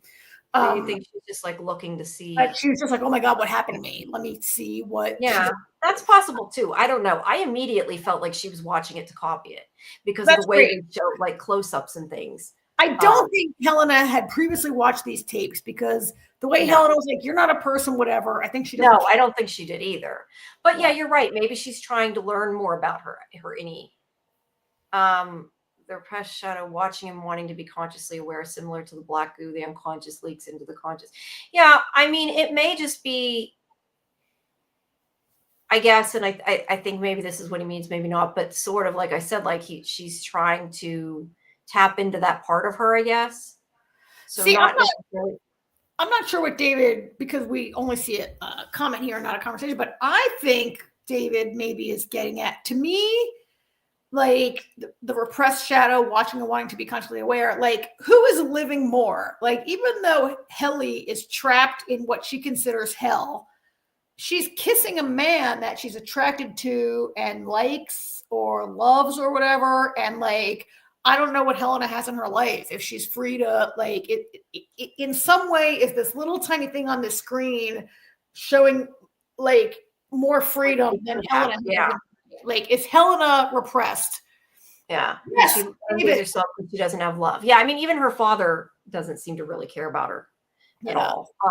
Yeah. And they said something about that, I think, in the little behind the scene thing that, so yeah, I do think that that's the case. I just think that she's watching it to study her. That's what it felt like to me. But I do think that she's a little jealous of seeing it. I think that she was severed in season 1 when Helena wanted to be Helly after seeing her kiss Mark, so she might be Helena now, or she could still be Helly and just doesn't want to share who she is. I think that's the big question. Is it Helly or is it Helena? I just felt like after I watched this episode, this to me was like, this is proof it's Helena. But I know from all our discussions, I mean, when you think something, you are fitting the evidence to your theory. So is that really what it is? Or am I just seeing something that's not there? I don't know. That is how I took it. That doesn't mean that I am correct. I think to me, the way they show her, and I think it's in like the following pictures, they keep showing like this, yeah. And she could also be falling for Mark because like she doesn't have that in her life. But the way they just kept showing her, it made me think it's more like she's surveilling her because she keeps rewinding it, keeps showing different angles. Like, yes, she's looking at the kiss in particular. So it may be that she's interested in the fact she's more free. But I don't know. It just, to me, felt like she's studying her. Yeah, I don't know. That's what it felt like to me. Now I want to let's go to some of the other comments we had before about that we had starred before. Let's see. Fletcher says there's no Helly R anymore. If you pay attention, you hear every single innie activating the severed chip in the elevator, but when Helena goes to the elevator, you don't hear absolutely anything. This is later. I'm assuming he means towards the end of the episode. Unless I'm wrong, Fletcher, if you meant Karen disappeared. Let me know if you meant a different part, but in the end scene of the elevator, when they don't show it, you're correct. They don't show it, but they also don't show Irving or Dylan, at least Irving. I don't think they show Dylan either, but they definitely don't show Irving because I think it's, I wrote it down somewhere in there. They didn't show the person right before her because I rewound it to look, but that you may have been talking about a scene from a different episode and I'm missing that. Let's see. Now I know Karen knew what David meant in this comment. I'll wait till she gets back. We had started to go over it before and I was confused and it was from this scene. So we'll go back to it. But Devin's conversation about her being affected by Gemma's death. Okay, wait, we're not to that yet. Sorry. So it's hard to read them before I click on them and not be just staring at the screen reading. We already talked about that. Let's uncheck that one there. Okay. Okay. Is that lady that removed Petey's chip still alive? And did she get to remove Mark? I've been hearing some theories that Mark is getting unsevered, and the opening scene in episode 1 was hinting at that. Okay, Karen's internet lost her internet. She'll be back. And also, guys, I should have done this before, and I apologize. I always forget to do this. You guys need to yell at me when I don't do it and say in the chat, Jamie, you didn't post it.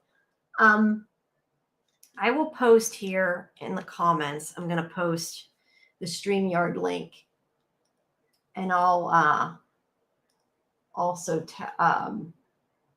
pin it. I'll post the Discord link again too, so you guys have it in case you missed it.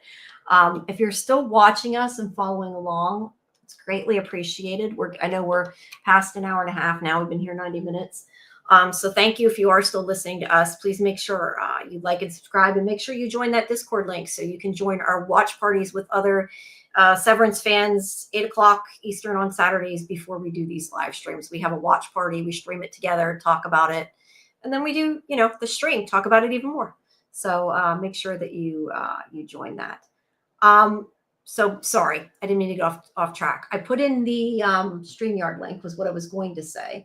I'm going to pin it. If somebody does want to comment and talk to us on the panel, feel free to call in. Just do, if we don't know you and you haven't been here before, just make a note in the chat that you're planning to call in, because we don't want to we've before had some problems with spam and with porn. So that's why I always say that. But in answer, let me see. She's, I think, still trying to get in. Sorry. She has to get back into StreamYard. She's having issues. So I'll just keep talking for a moment while Karen gets the code to log back into StreamYard. Is the lady that removed Petey's chip still alive, and has she got to remove Mark? I've been hearing some theories that Mark is getting unsevered in the opening scene. I'm trying to remember what is the opening? Okay, the opening scene running through the hallway. I don't know that I necessarily feel like the opening scene is referencing that. It's referencing confusion. It could be, but I definitely think that the part in the opening credits with the chip coming out of his brain, like the Annie pulling the chip out of his brain, I would say is hinting at that for sure. And is she still alive? I believe so. There's no reason to think she's not. I don't think we've seen her in a while, though. Sorry, I was just going through some of the... No, sorry, my internet died there for a minute. I get it. And I am unstarring things just for the simple fact of so I know which ones I've asked. Yeah, for sure. Let's see. David had said there seems to be a division in Lumen, maybe the true believers versus the corporation.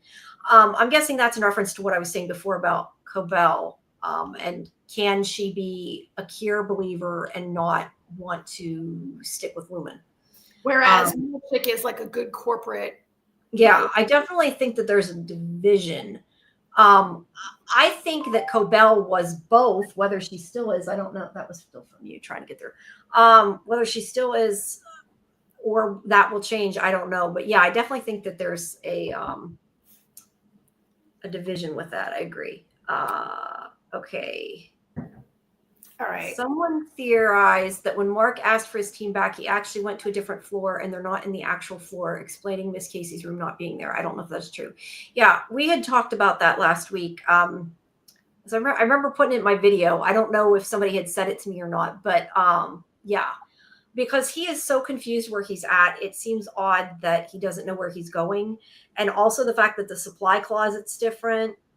It makes me think that maybe it is possible that he went by like a purple room. It actually made me think about, like, you know how in Hogwarts the staircases can move and you don't know where you're, like, I felt like that when Mark was like running, that everything has changed.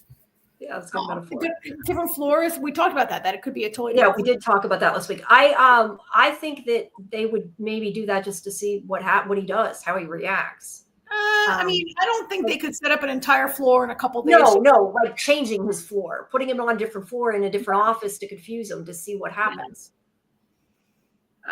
Okay. Right. So we're still. I see on the screen it's still Helena watching Helly. Yeah, I stopped to go through some of the chat while you were gone. Okay. Why don't you want to catch up to where we are, or how do you want to? Yeah, I was trying to see. I mean, we're on. Okay, I'm trying to see what we missed. Okay, I think okay.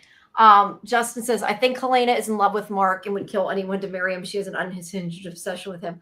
I don't know if she if I feel she has an unhinged obsession yet. I definitely think that maybe has feelings for him or is attracted to him, or she does seem kind of jealous of her innie, I feel like, in that scene.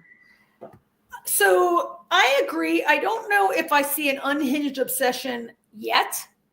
I do think the Egans are generally an unhinged family. That's a good point. But I think, is Helena in love with? So here's something we talked about maybe last week, or even maybe Jamie and I talked about it offline. But what are the similarities between your innie and your outie? Are you essentially the same person? And is Helena attracted to the same kind of person that Helly's attracted to? And does that mean physically? Does that mean like personality wise? Like, so is she actually attracted to Mark? Is she attracted to the freedom that, like, I'm really interested in seeing how, I'm not saying anybody's right or wrong. I'm interested in seeing how this might develop over the next 8 episodes. You're right. Is she attracted to Mark, or is she just attracted to the idea that her innie is able to have a Mark? Like, is she attracted to Helly? And I don't mean like physically romantically. I mean, she's attracted to what the life that she could have. Yeah. And that this person that she considers not a person, and she's such a like condescending bitch when it comes to innies, who maybe has a fuller life. But I think, yes. So Helena is in love. Helena is certainly attracted to what's going on here, right? By the way, can we talk about how awesome these shots of her are? The way the director shot these with the earring and those shots of just her eye that we had. Like, I love the way they shoot her in this. Yeah.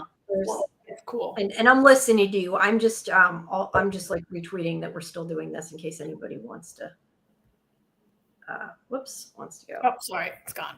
I'm scrolling for, do we have any more Helena comments? Yeah, you look for them while I tweet people. I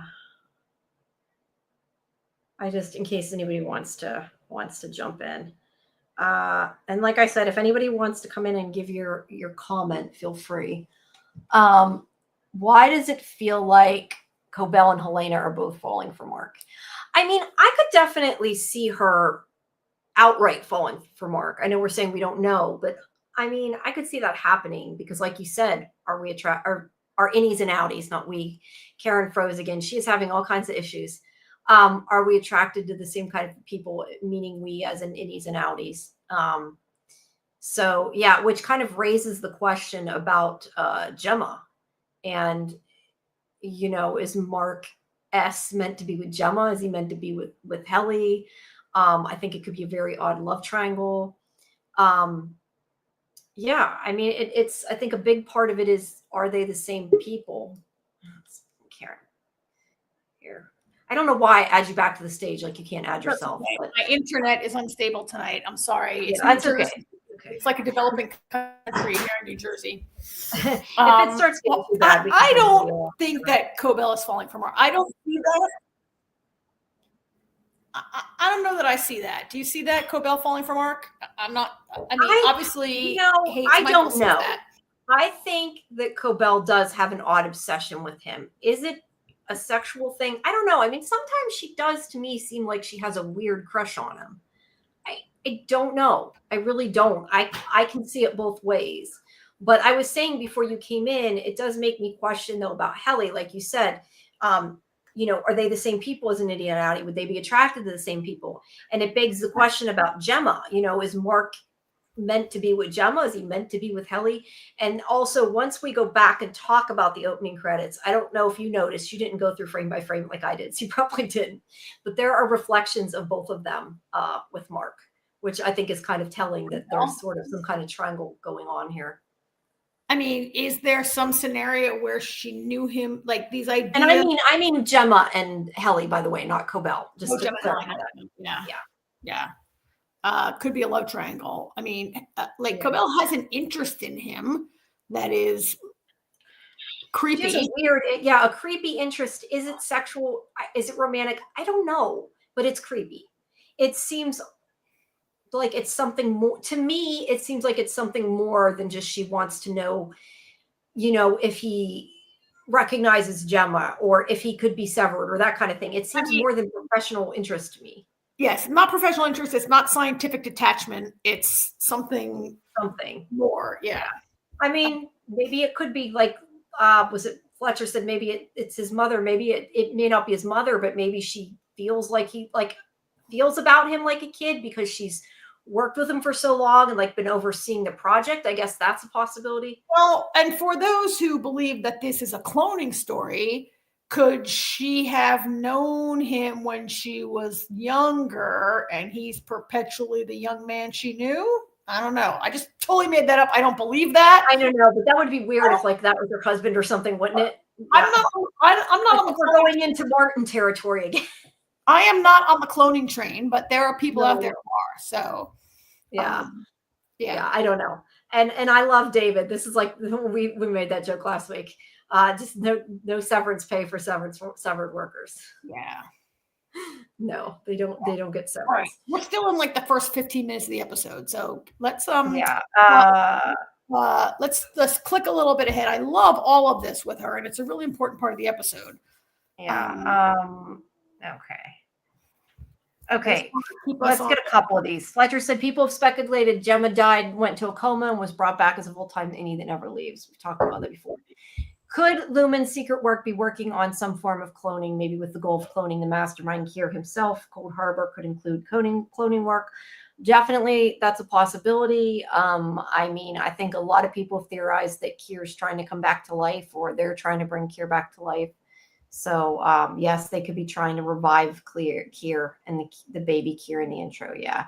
And we'll go back to that too. And if it is Helena, here's a good question. If it is Helena Egan and not Helly R, does that mean Helly R is gone, or could she come back in the future? Again, personally, if it is Helena, I don't see why they can't turn Helena on in the severed floor. I mean, if they can turn them on in the real world, why not? So, I mean, I don't know. I guess we're just talking about everything all at once. There's a bunch of things in this episode that make you see things that we saw in this episode make us look back at last week and think, oh, yes, it could be Helena and not Helly. The big question is it possible to go down that elevator and not be activated? And I think most people have focused in the part where, we're getting ahead. We haven't gotten to this part of the episode yet, and let's just speed ahead. But when they each get rehired and they each come down the elevator, Irving comes down, the doors are closed, you hear that ding, and that's when you know he's been activated. Dylan comes down the elevator, you hear the ding, the doors open, it's Dylan. Helly comes down, you don't hear the ding in this episode, right? And so you mean in last week's episode you're talking about? Oh, yeah. Okay, see, that I didn't pay attention to. I do know they don't have a ding in this episode, but they didn't show Irving flipping over either. Sorry, I didn't mean to do that. I don't know. There's no ding. I didn't mean to click that. There's no ding. And so a lot of people have speculated that the two dings, those guys are innies. And if there's no ding, does that mean that Heliar wasn't turned on and it's Helena who came down? Question is it possible? Does the technology exist for them for Lumen to turn you on or not turn you on? Yeah, possibly. I don't really think that Helena can be a convincing Helly for very long. And if that's the case, Mark's going to figure it out pretty quick.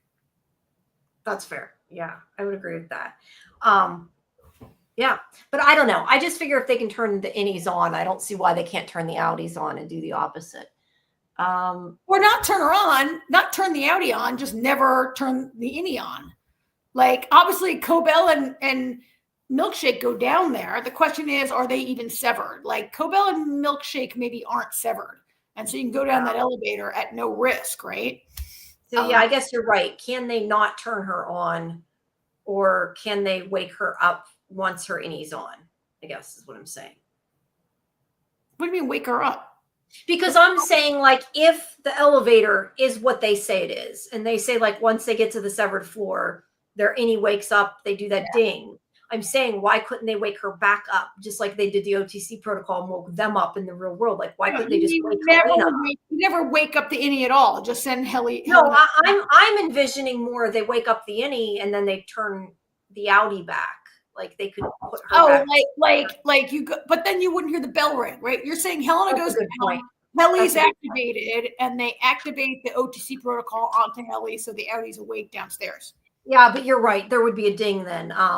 Yeah, I don't know, but you're right. Maybe they just around ourselves, but yeah, the evidence. I mean, I'd say for the people who think that it's Helena. Yeah, thank you. I always love when someone agrees with me. I always put it on the screen. I wish it was AJ, but I don't think Helena could pull it off for a long time because I just don't think she can. And I also think it's not good storytelling for that to go on for too long.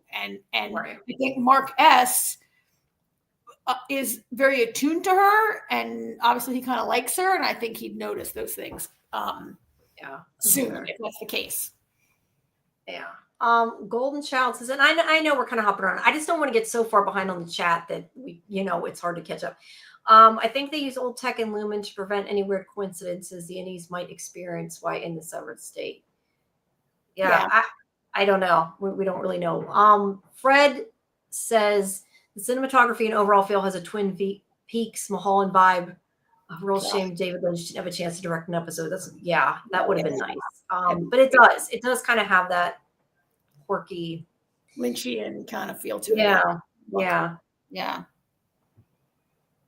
And you're fine, Fletcher. Just sorry we're so far behind on them. Okay, we already went through that. Some of these we already went through. Let's see. Okay, this is back to what we were saying before about Mark in his grief. Part of human being is learning balance in your whole life and work. When you take the work power out, you're living in a state of imbalance. Yeah, and you're not even living your full life. And that's kind of my point. Like you're actually spending more time with the grief. Yeah. Okay. Golden Child says, I think Helena is questioning if she has the ability to act like Helly. It's a personality she never experienced. I mean, I think that goes back to, again, are they the same person? I mean, are you inherently the same person with the same personality? I mean, I think that it's almost like the idea when you question if, I mean, this has been used for clone theories too in science, but even like twin theories, like if you have a twin that grows up on other sides of the continent or whatever, like sometimes you have twins that grow up and they like marry the same kind of people, they get the same kind of job, and their lives are very similar, or like other times they aren't. And I think that's almost kind of, to me, it makes me wonder if it's sort of like a nature versus nurture thing. Like, I think there's a lot of things that are different about their lives being down where they're severed. Like she's who she is because a lot of it because of her father and not having that love. So if she lives down on the severed floor, she doesn't have those experiences. So she definitely could be a different personality for that reason. Yeah. Or to what extent is the innie Helly just the part that Helena has suppressed? Has she always been there, but Helena has like choked her down? The rebellious, freer person exists without the threat of whatever abuse or other kind of or mean cudgel that her father has over her, whether it's just the money or whatever, right? I do think that, it's making me think that whole 5 months thing, like, well, Milchick says it's been 5 months, and I think none of us believe it's been more than like a few days after watching this episode, right?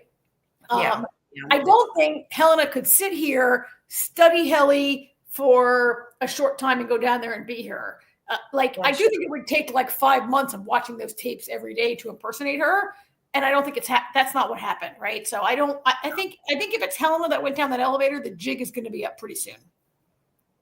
Yeah. Yeah. If she is pretending, I don't think she can pretend that long either, but I guess it begs the question whether it is Helly or Helena. Jason Olvera says it's starting to seem like Helena feels that her innie has a better life since she doesn't have to worry about being an Egan. Yeah. And I mean, I think her watching the footage could be twofold. I mean, it could be that she's studying her to go down. It could be that she is also, jealous of her. I think it could be both things. Yeah, there's a couple of good ideas here in the chat. Fred says Helena didn't take her watch off when she went down the elevator. Yeah, I've seen this comment, and I don't know. I feel like that may just be a continuing error, but it is an analog watch. So I also question, does it even matter if there's no numbers? It's like the watch they normally wear. At least it looks like it from what you can see from the screen capture. So I don't know if they don't have to take it off if there's no numbers, and maybe she just knows what kind of watch to wear, or if it was just like a mistake. Or is it pointing something out? I don't know.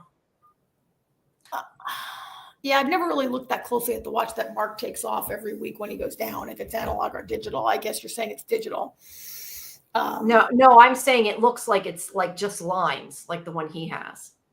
Oh, just lines. You mean like the ones they show on the wall and that, like there's ticks. Oh, yeah, like an analog clock that just has marks. Yeah. Right. Yeah. Without actual numbers, because you can't wear the numbers in there. Yeah. All City says it's like a Romeo and Juliet kind of fantasy for her. In a way. There, yes. That the forbidden fruit, right? Yeah. Okay, let's see. I think that's most of our heli comments here, right? Yeah. Okay, Helena didn't take her watch off when Gemma died. Mark started giving class. Oh, that's interesting. When Gemma died, Mark started giving classes. What if the new assistant was one of his students? I don't know, but can we not jump all over the place? Can we Sorry. Can we move ourselves a little bit, please? It makes me yeah. I'm trying to get the ones that aren't specific to this episode because we're not going to get to that point. Oh, okay. All right. Thank you for that. Some of them that's why some of them I'm jumping to. I understand the method to your madness. Thank you. Yeah. Yeah. If they're later in the episode, some of them I'm trying to wait. Okay. So Devin wants to talk to him, to Mark. Yeah. Now this is at Great Doors. Oh, I love this. Is one of my favorite scenes of the whole episode. I love this too. I'm trying to hold on. I'm getting to my part in the recap, so I know where. And the music in this scene is Young Man's Blues. I look at the what do you call it? No, not just that, but the thing in Amazon, or not Amazon. This isn't Amazon. And in iTunes, it isn't iTunes either. Apple Plus, yes. It has the little, it's like an X-ray thing, like Amazon. It's not Amazon, but we lost your video. It has sometimes it'll tell you if you click on it who the actor is or whatever, and it told who the singer is. It's Young Man's Blues by Mosey Allison. So I don't know. It's just talking about an old man with money ain't nothing. Anyway, I just wrote it down. That was that. So he's going to this door factory that he's trying to get a job at. Great doors. Yeah. And I have heard, and I have looked it up, and I have seen that other people have confirmed this. Part of this is a joke because apparently Dan Erickson, who wrote this show, was very inspired by working at a boring door company to write this. That's kind of where some of the inspiration came from. He wanted to not be at his boring job at the doors factory. So there's that. So let's see. Dylan. Do you have a cap from I love this interview. And that guy, I forget his name. He's a great character actor who played the manager. He was amazing in this scene. Yeah, I'm not sure of his name, but I think that it is very clear that he is supposed to look like Dylan. He does look like Dylan. He looks so much like Dylan. And but this whole conversation is hilarious because he's like, what kind of door would you be, and how long have you loved doors? Which is interesting. Yeah. But the one thing I didn't work down to is when he does say what kind of door would you be, and he says a pocket door. It made me think about the fact he's like, you can just tuck yourself away. It's kind of like having part of yourself severed, right? Like putting that part away and hiding it. Yeah. Yeah, I get that. Yeah. That's what I saw. Hiding a little bit. Yeah. but this guy, to him, everything is doors. Now, see there again, that obviously they look a lot the same, and it's kind of got that shot as a reflection again. But he likes Dylan until he finds out he's been severed. Now, I have to ask this question. I thought that like I guess not everybody at Lumen is severed though, because we're assuming that like Miss Kovig and Milchek are not severed. But I would assume that like if you're talking to somebody and you knew they worked at Lumen, you would automatically assume they were severed, but maybe not. Because in the scene, when he finds out he's severed, he's like, yeah, I need one good worker, not two good workers, basically. I think that people really know that Lumen is into a lot of stuff and not just Severance. I mean, I think like Helena mentions taking a pharmaceutical. I think Lumen's into a lot of stuff, and Severance is a small part of it. And so I think that people know that, but obviously people know about Severance. It's out there and it's a controversial kind of a thing, and not everybody is like. Not everybody's severed. Not everybody's, yeah. And I'm looking up this actor's name real quick because I hate when we don't know an actor's name, and I really want to give him credit, right? So that's why I already have the episode up. I might be able to find it quicker. Let's see. Adrian Martinez. He's fantastic. Mr. Saliba. Yeah. Yeah, he's fantastic. Yeah, it's a good scene. And I love when Dylan's like, he says that, they have a prize during the game and he's like, a door prize. It's like, but bad dad joke. I think he froze again. I think she froze again. Let's see.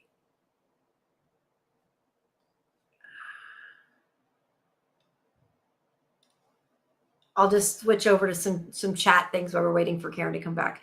If Mark's book was in Lumen, where did he get the second copy to take the book from in the party? I actually have an answer for that. I think he didn't have his book because that was why he was sharing with that Rebecca or whatever. Was it Rebecca he was sharing with? He was sharing with somebody because he didn't have it.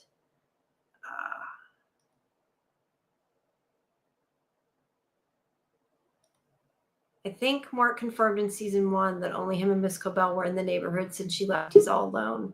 Lumen neighborhood controlling him. Mark's in Lumen show. Maybe. I just, when you go out, I go to a couple chat things to get back.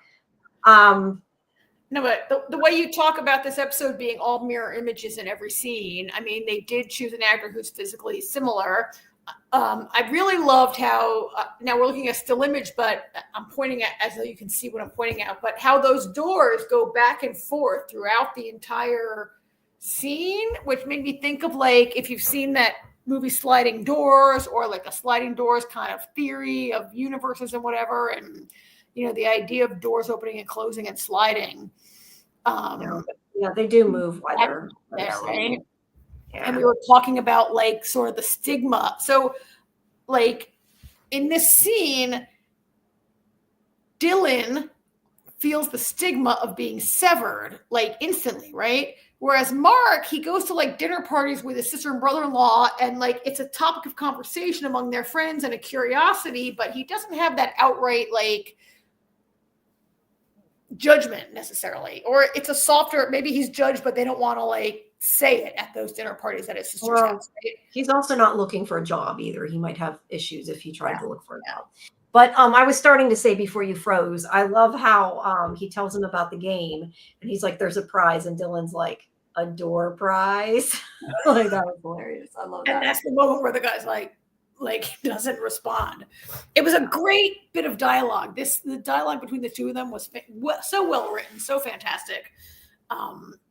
Really, really, this might be my favorite scene in the whole episode. It is. I love the funny Dylan scenes. I mean, when there's some comedy with him, they're great. Thank you guys for all the good words. All City said it's been an eventful live.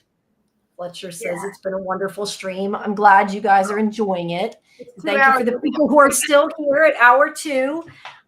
If you haven't, make sure you do subscribe. I've said before, I think like something like only 60% of the people that watch these streams are actually subscribed. So not everybody subscribes. So please subscribe. I hope those comments don't mean you're getting tired and get ready to leave. Yeah, I know. Well, some of them I know are different time zones. So, and I Okay. think he was working. I think he was watching it at work. Oh yeah, Um, yeah. Fletcher's at Fletcher, work. I think Yeah. it was. Yeah, make sure you visit the Discord as well if you haven't. On Saturday nights at 8 p.m. before the stream, we have our watch party. Where we watch and stream the episode together before we do this live stream.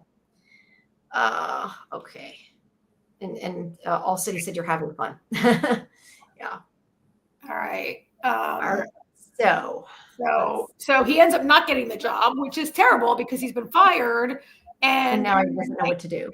Yeah. So and he's like, "What do you think this is? A carpet factory?" Apparently, carpets are low quality compared to doors. They're not important. There's a comment somewhere in the chat which I can't find right now, so I can't give credit to whoever said this without I'm looking for it right away. We were talking about the value of labor and how these people, when you get severed, you outsource your labor to a person who's not, you're compensated for someone else's labor. And someone made a remark like, how do you look for a job when you don't know what your last job was? Like, how can you don't know what you're good at, or you have no work. Like you don't know what your experience has been for the last couple of years. Even if he knew, oh, I corral scary numbers and put them like what? But he doesn't know what it is. Like, how do you? Oh my God!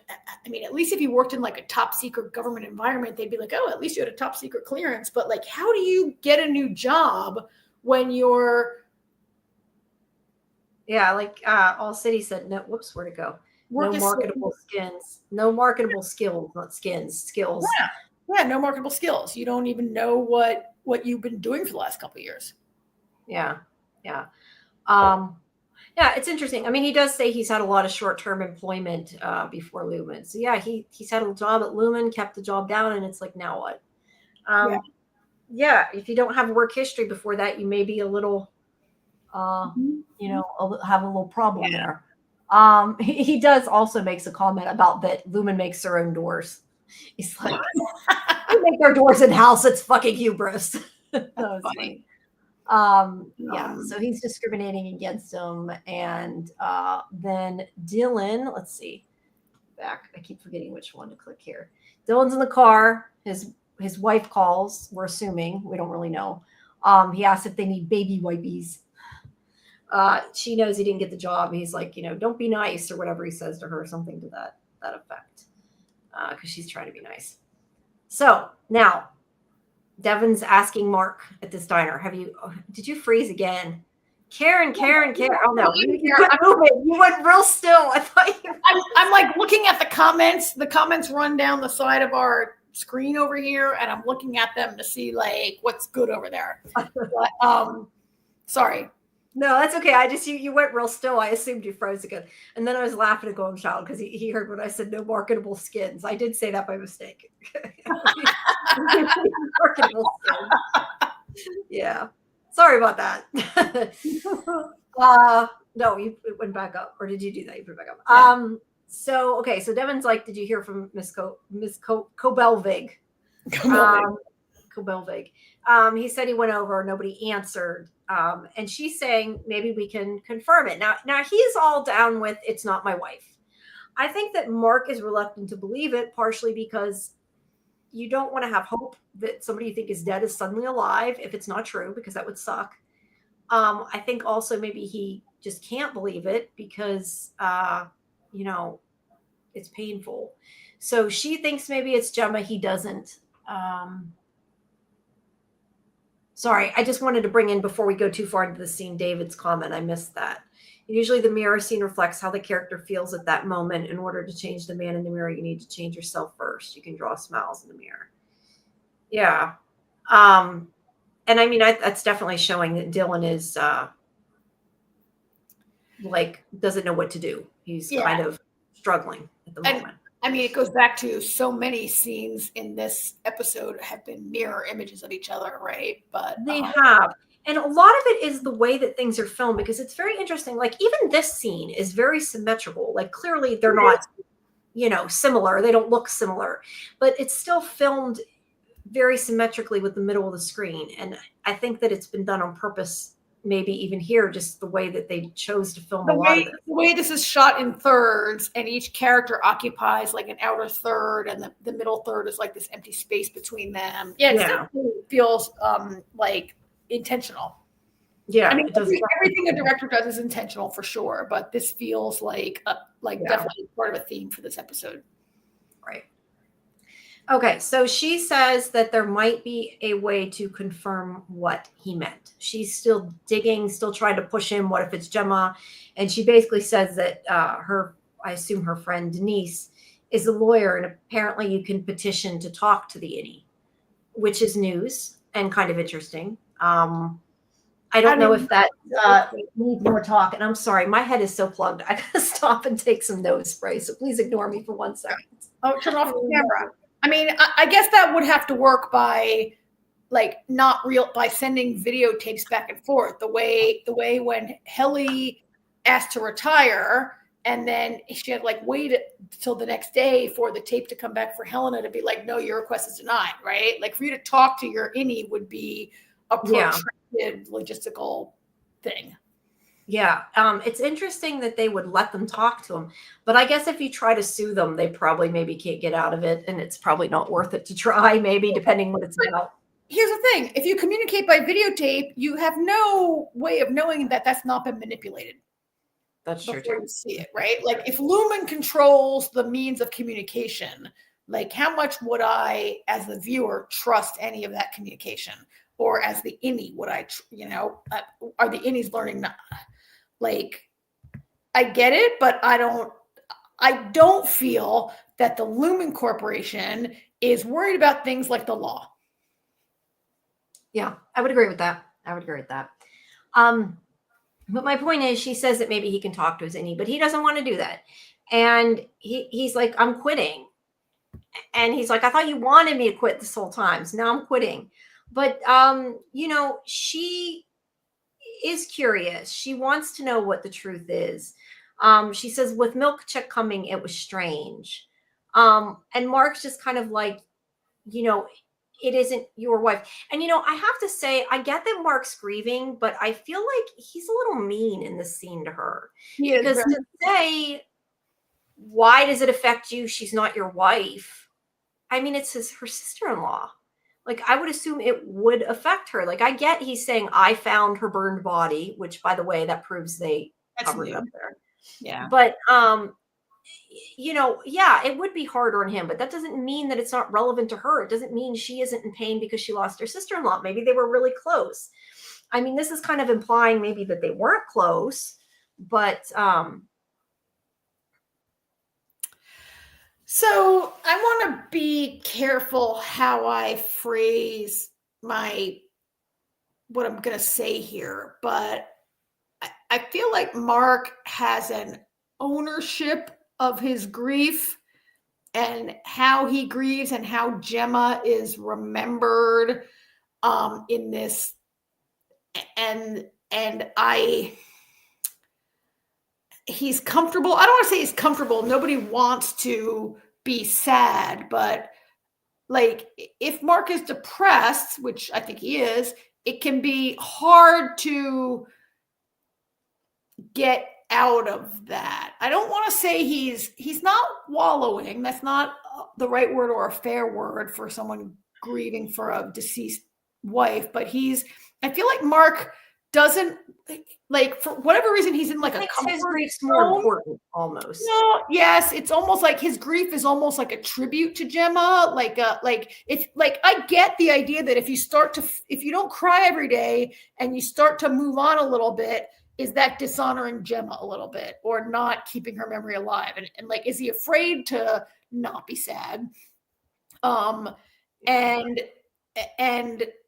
Like, this grief has become his defining characteristic. It's what do we really know about Mark Scout except that he's sad that his wife died and he's kind of funny once in a while, right? Like, he doesn't want Devin to push him to ask questions or to be less sad or to, I don't know. I can understand him not wanting her to push the narrative that maybe she's alive. Because that I get. that would be something very painful. And like I said, you don't want to entertain the thought that your loved one is potentially alive because it would be more devastating, I feel like, if you lost somebody, you thought they're alive and you lost them again. It's almost worse. So I can understand that. And yes, Mark experiences a much deeper grief than Devin. Lumen would be very interested in tapping into that emotion. Yeah, I'm sure they would. I mean, and absolutely, the husband's grief is deeper than the sister-in-law's Yeah, grief. and I get that. But to say that she shouldn't be affected by it is like really just, yeah, it's really just something that surprised me when he said that. Like, he's like, did you smell her for weeks? If Rickon died and his body burned, I'd be sad for you, but I wouldn't be affected. This is obscene. Like, it's just, I don't know how you can say that to somebody. Like, I'm sure she grieved too. And I wonder if maybe she didn't show it because he couldn't handle it. There's also that possibility. Well, because we don't know to what extent, like, some sisters-in-law feel like sisters, right? Yeah. Some sisters-in-law are just kind of like, some are just like, oh, that's my brother's wife. She's great, but we're not, like, whatever, right? Yeah. But I think she's kind of saying, hey, I cared about her. And he's like, yeah, but she wasn't your wife. And I don't know. I just think he's really mean. Yes, also, he doesn't want to open up a wound he's worked so hard to close. And yes, and that's why I'm saying I can totally understand him not wanting her to keep going. I'm more like the things he's saying is awful. I'd love to, like, I'll see if I can, like, twist your words, which I'll do because I can talk and you can't right now.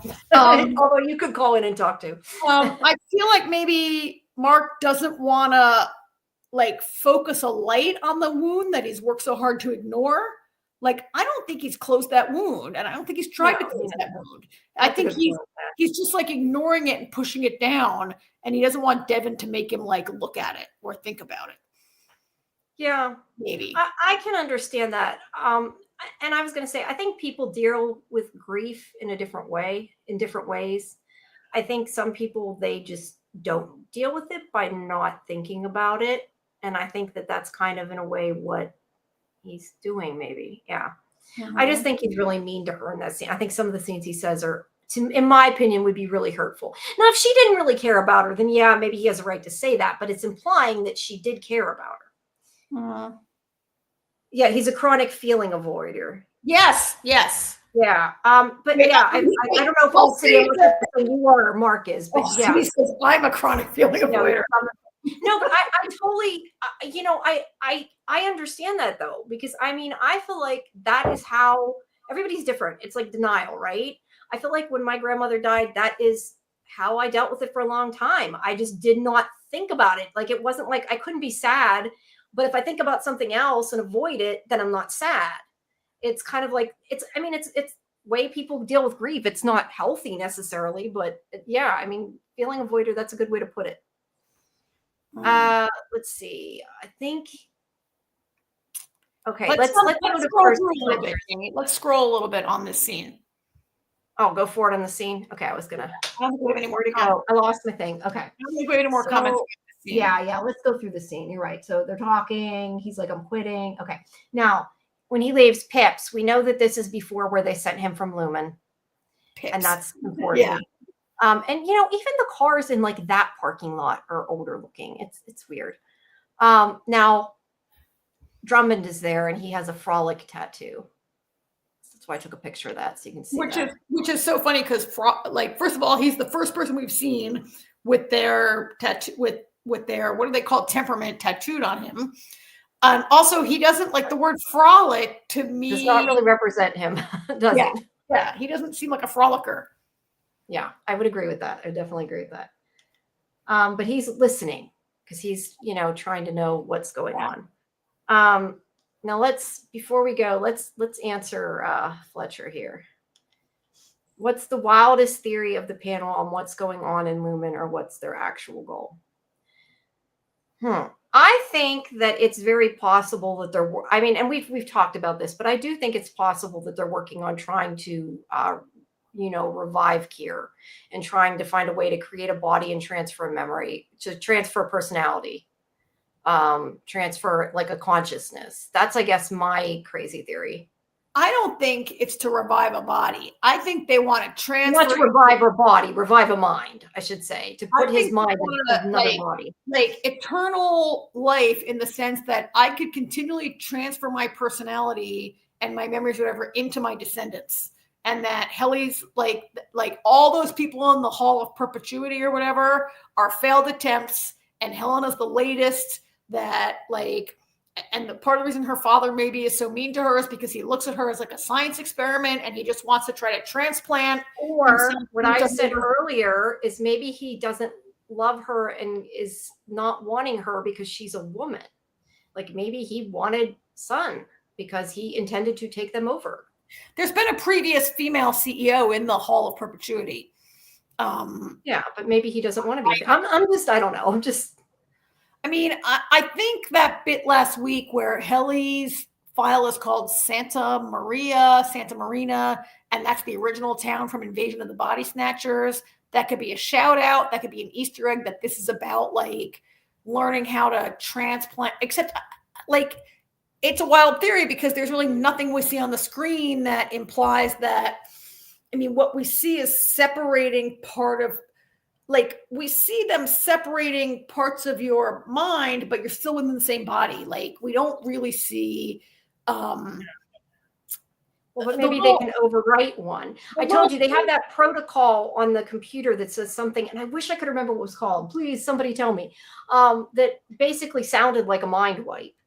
That was one of the protocols, and I kind of wonder if like they can take part of them out and put somebody else in. I don't know. I mean, I what we see happening it involves separation. It doesn't involve combination. It is only really Mrs. Cobell who we've seen have a real interest in integration. And the idea that you could integrate those two personalities or theoretically integrate a foreign personality into your brain, right? It's only Mrs. Cobell who's interested. I mean, another really wild theory. I mean, a lot of the theories that have been discarded in the first season were not wild. They were run of the mill. The idea that like it's hell, it's a video game, they enter an alternate reality every morning. They go down to a pocket universe. Like that's all kind of like run of the mill. Yeah, that's one of those. I think my other theory is that they're severing them because if they can sever and like only keep a part of somebody's mind and make them more of a slave, that like they can control them. Because like if they get rid of all their emotions and everything else, it could be like a super soldier type situation. Yes, imagine if you could sever your soldiers so they could go out and kill without remembering when they came back at night, right? Yeah. I do think though that this show is a little more about like the corporate control of the workforce, and less about a super soldier and more about a super worker that you could make. I mean, what they do, what Mark and Devin and those guys, Dylan and Irving do, it seems like the most mind-numbing, boring work. You could look at that stupid monochromatic screen and move numbers around. Like, who could, like, you'd go insane, right? And, like, I feel like the show is a little bit more about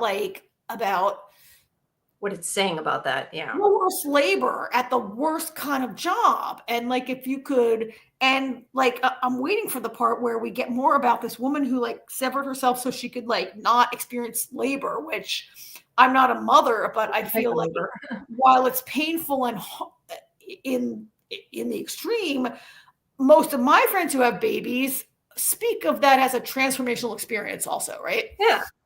Yeah.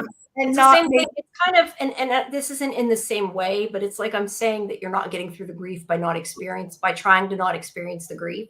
It's kind of the same thing. Like having the baby is an important part of being a mother, I think. And that's not to say people can't adopt and everything else. I don't mean it that way, but like it is an important part of it if is your baby. But yes, I don't have a kid either, so it's hard for me to. I mean, understand that, but well, wildest theory. I mean, I wonder if this is going more towards like a pseudo enslaved workforce where you have enslaved part of your brain for 8 hours of the day to do work that you're not like the elites and the like the billionaires of this. Like, okay, I'm not trying to say this about any person in general, but you look at like a Jeff Bezos who makes all this money from Amazon, and he's not breaking his back and ruining his knees in the warehouse moving these packages around, right? And if you could, so he's divorced from the labor, and this is a closer thing of divorcing the mind from the labor that it does. I'm not sure where I'm going with this, but I feel like I want to run out and join a union right now. I think that's more where this show is going. JD, what is this red scarf on the screen? Red scarf. What's the picture on the screen that I'm looking at? It's a fish. It's the goldfish. It's Mark's goldfish. Yeah, these are, now I believe it was Scarlett who said this. I hope I'm attributing it to the right person. They are beta fish, fighting fish. And that is why, because I mean, this really shows, of course, the red fish, blue fish. What's that? They're both red fish. They're both red fish. No, I mean, what's that thing? One fish, two fish, red fish, red fish, blue fish. But no, it's a reflection of the fish. They're not both red. It's a reflection. But if you look, there's a red fish, there's a blue fish. They're divided. If that doesn't represent severed, I don't know what does. You really think that's a red fish and a blue? Oh, so be it. Yeah. But I'm pretty sure it was Scarlett was saying they're beta fish and you can't have them in the same tank because they'll kill each other. Yeah, betas have to be kept separate or they'll fight. So that's really interesting. Whoops, whoa, what did I do? Sorry. So yeah, fight maybe about their innies and outies fighting for control. Yeah, I mean, I think that definitely represents them. And then I lost what I was going to do. Or could that represent the two parts of Mark's psyche, like fighting for control? Yeah. I got to get up a second. If you take over the chat for a minute, I will be right back. Okay. Yeah. Okay. Let's see what we got here in the chat. I got to put my glasses now. And see what we got here in the chat. Let's Why go the back. heck is my avatar you? Okay. I'll be right back. Oh, there we go. So David says, let's go back a bit. The connection to body snatches is there without them being pod people.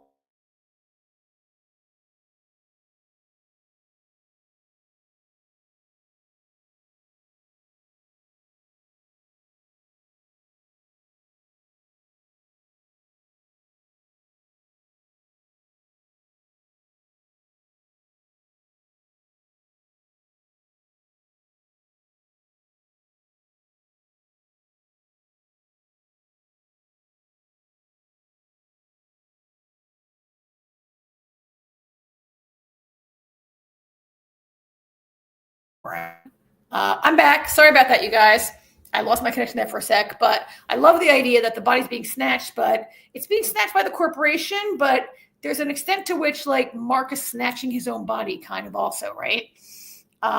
But certainly, more the corporation. And I forget, I haven't seen that movie in a long time, what the aliens were snatching our bodies for. I guess just to control the planet. I don't really. That's okay. We were talking about body snatching for a minute there. I was going to go to this comment. I got to read this comment from Fletch. Imagine by the end of the season, they try again to turn their innies out in the real world, and they activate Heliar and find out it's been Helena inside their office all the time. Yeah. Oh, yeah. So you activate Heli, and Heli's like, "What the hell, you guys? I haven't been around for all this time." Like they only find out it's Helena by finally meeting Heli. That would be kind of awesome. Yeah, it would. That would be cool. Yeah. I don't know. I don't know if you did Golden Child's. What is Golden Child? Yes, the whole idea is. We're both trying to turn it on at the same time. Go ahead. I'll let you do it.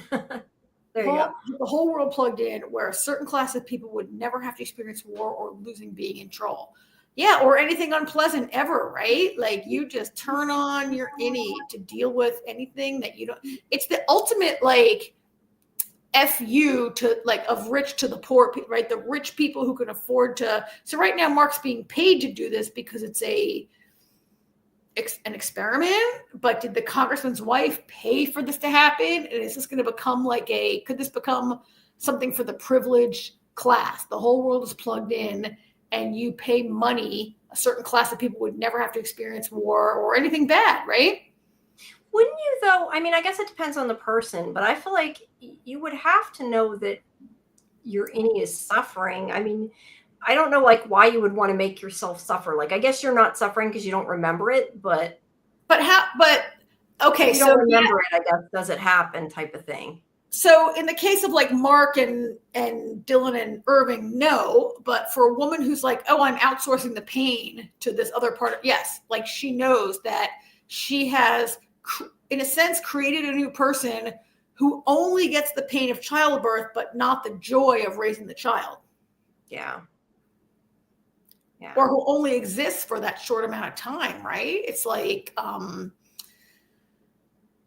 mean, it is evocative of a lot of very like abusive work relationships that we see where people are in like the worst kind of job because nobody else will do it sort of thing, right?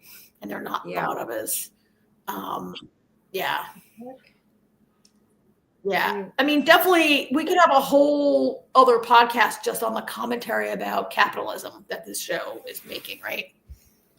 Yeah, there, that's better. I was like so blown out. I was trying to fix it. Yeah, I mean, I don't know. I just would wonder that you wouldn't want your other self to suffer. But I guess if you don't remember it, did it happen? You know what I mean? Like a lot of people wouldn't care because they don't remember it. Well, I mean, right now, Lumen is selling the idea that it's great down there. Like nobody thinks Mark and Dylan and Irving are suffering because Lumen's whole like PR about it is that it's great down there. And it was Helly who wanted to come out and be like, they're torturing us. It's terrible, right? Like that was the whole plan of waking up. The OTC was to tell the truth that it's hell down there. But Lumen sells it like it's great. They tell the employees that it's great. And there's no reason that Mark Scout would think Mark S is suffering because he's just being sent to be an office drone. Like, yes, I agree with you. If the next step is to send him to war or to send your other half into labor, yes, that person is suffering. Yeah, I guess that's my point. Yeah. Okay, so I lost my picture here. Okay, so Mark's watching Miss what is it now? Kovig. I keep wanting to say the wrong thing. This is Kolvig. No, Kovig. Yeah. Kobelvig. Kobelvig. Yeah. Kobelvig. Yeah. Kobelvig. That's it. Okay. Kobelvig, I think is what it was. This is where Irving lives, Lenora Lake. And this is very interesting. So he is going down to the payphone. Now, talk about tech. When's the last time any of us used a payphone? Yeah, I mean, I get like it's a story point, but I don't get how there is one that actually exists. But I mean to say that Lenora, I think Lenora was an Egan. That was probably that female Egan. I mean, to say that this is a fully modern show and then Irving talks on a payphone, like, is this really set in 2024? Or is it more a storytelling device that they think, well, maybe? Well, I don't think it's a story. I don't think anything on the show is just a storytelling device. Could it be that that Keirtown has payphones for some reason? Like, are they making a throwback town? I mean, it's there intentionally, whether it's there intentionally because we're not in 2024 or it's intentionally because the people who built the town are making their town an anachronism. But that anachronism, I don't think was put in there as a story device. Because I was going to say, I guess they could have, it would serve the same purpose to have him on a, what do you call it? When they get a cell phone that they ditch, a burner. Yeah, a burner. It would serve the same purpose. So I just don't see Ben Stiller anybody other writers be like, oh, let's have him go in a payphone because it's a cooler shot. Like that's not what the show does. Right. No, I agree with you. Sorry, I was making sure I could take a sitter. I'm getting a bad headache again. As long as it doesn't get like yesterday, I'm okay. But so All City thinks it's not about the year it's set in, it's about Lumen control. So Lumen has made this town. Here's the thing, like I guess maybe they are spying on everybody, and maybe some of them want to have like those phones because it's the only way they get some privacy.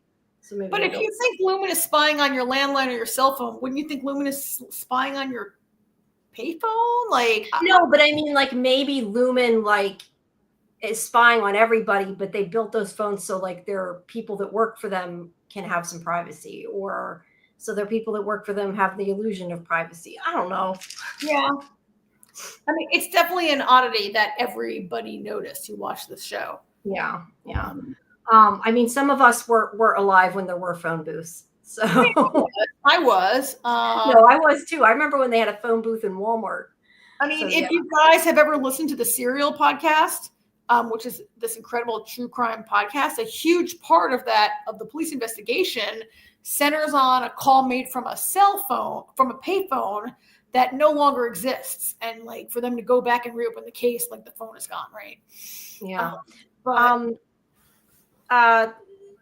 All City makes a point, maybe, well, oh wait, this is maybe they have no internet, but he also said, I meant to click on that one. Outside forces don't have influence. Maybe the city's self-contained, and maybe that's part of the whole analog thing. Like they're not connected to another town. yeah. Thanks, Justin. Because payphones are like 90s, right? They that recent? What? Yeah, they might have been. I guess I said, were they that recent? I was thinking they were 80s, but they might. Yeah, they would have to be 90. We had them in our high school, so yeah, I guess they would have to be. Oh, it looks like Justin is having to leave. Bye, Justin. Yeah, thanks. We have been on for 2.5 hours, right? Yeah, so, last week we went 3.5, but we probably should move a little bit. Yeah, let's try to. We're still very early. Oh, so wait, the important part of the scene is a couple things. One, he's leaving a message for somebody who's not answering the phone, and he says that he wants them to know that his innie got the message. So what the hell does that mean? Is my question. I mean, I know what it means, but like, why? Who is he telling this? I still think that maybe he's working with that doctor that's reintegrating innies and outies. That's kind of my theory. And I don't know where it comes from. That's to me the only thing that makes sense, I guess. I think he could be working with some group we haven't met yet. He's definitely trying to investigate, right? I think the reason Irving went back was to continue his the reason Outie Irving agreed to let Innie Irving come back to work, which we didn't really see, is to continue his investigation, I think. Yeah. I don't think, because he says when Milchick says, like your Innie's thing really bad and he's going to be fired and Irving's like, I have money, I can pay for it. Like, right. He's willing to pay whatever penalty he has to do to get his Innie back in there. Yeah. I mean, it could just be he don't want to lose the money too, but yes, I agree. I think he's investigating him. Something's going on. Are we Frolicaholics? I guess that's what Frolicaholic. in Julie's Frolicaholics. I like that. Whoops, what the heck? Sorry about that. Okay, so he's talking to them, and here's the other important part. Bert is following him. Yeah, so he did go and bang on Bert's door last week, and we never really saw the denouement of that, right? Like we never saw. No, because he was pulled back. Yeah. So why do you think that? Why do you think that he's watching him? I think he's curious why this guy is so worked up. Like what had to happen for this guy who he doesn't remember or know because he has no memory of what happens on the Severance floor.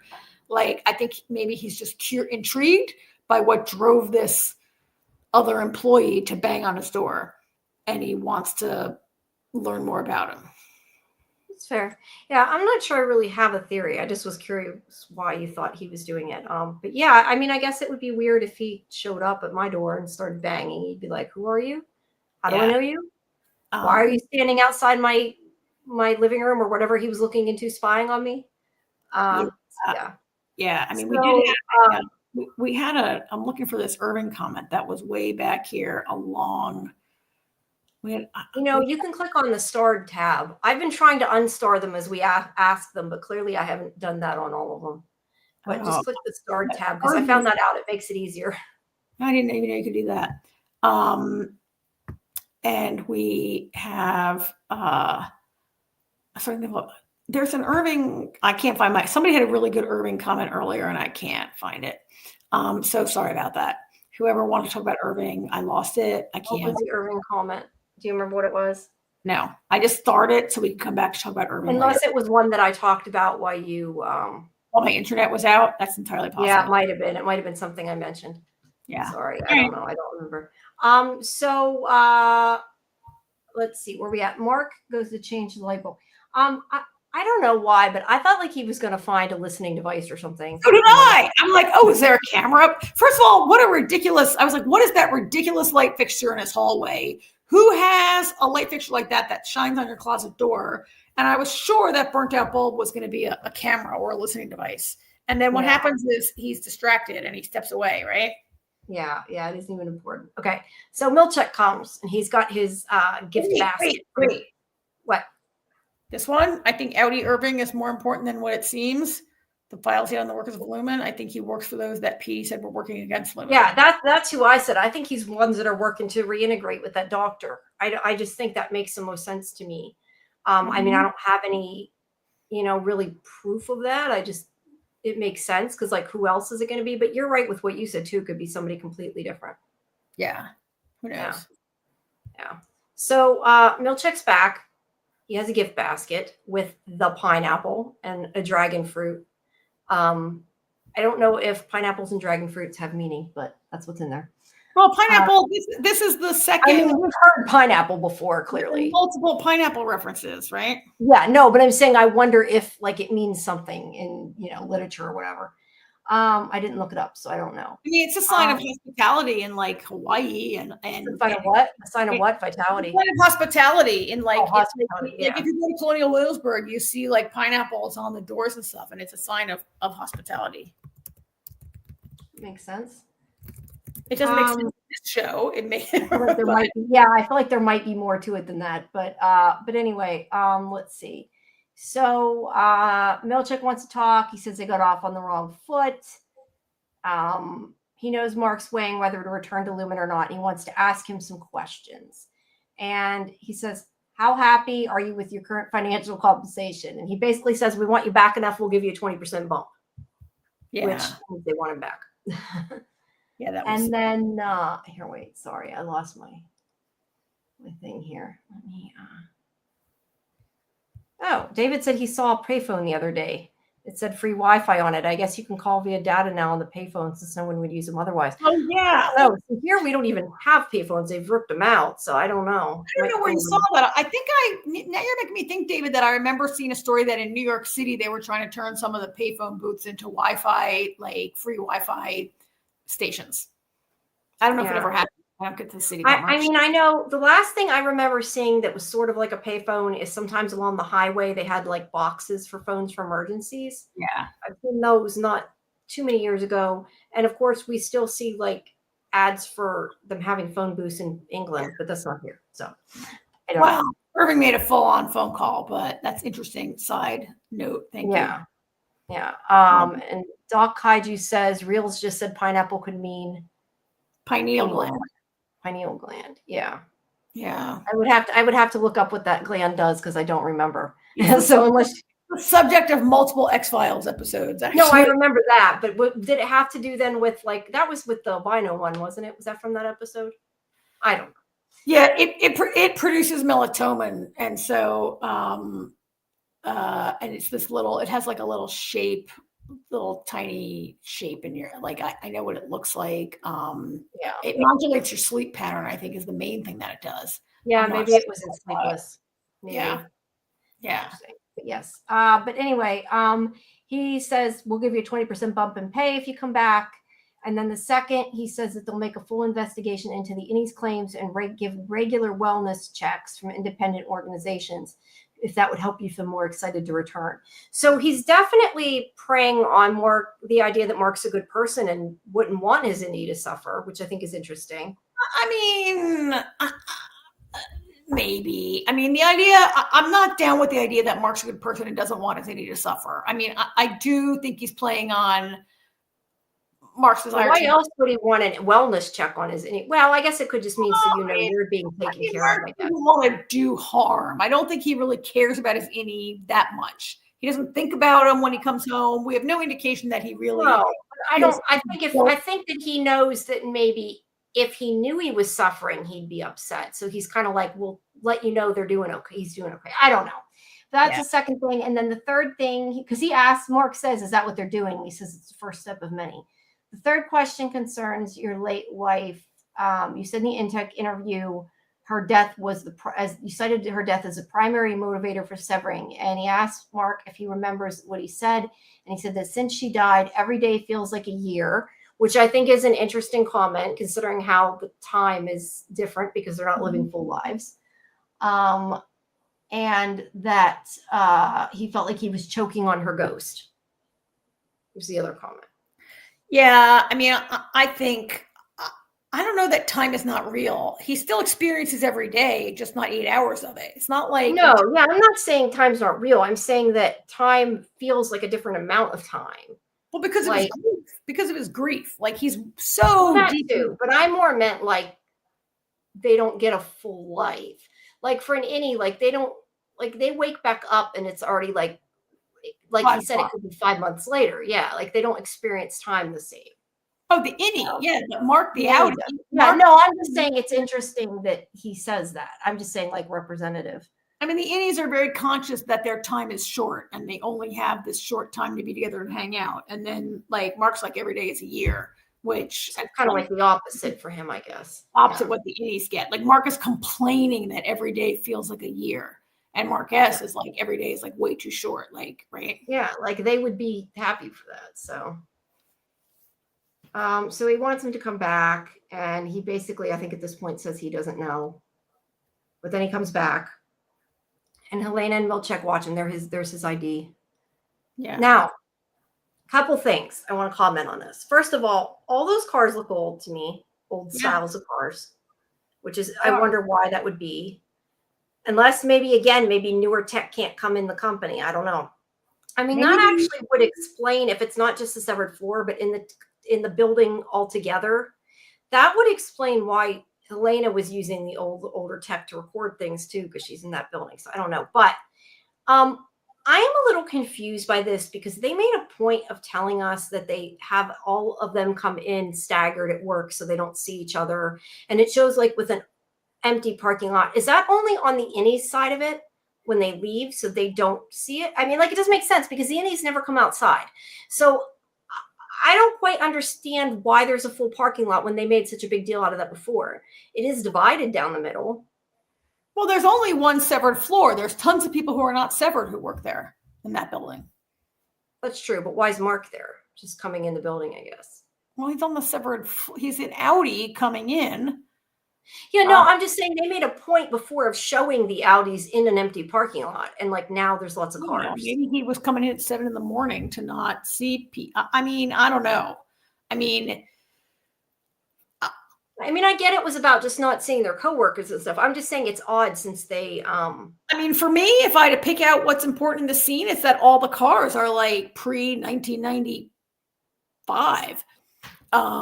Or older, not that it's a full parking lot and it hasn't been before. I mean, oh, excuse me, sorry. Yeah, I don't know, but also it is divided though.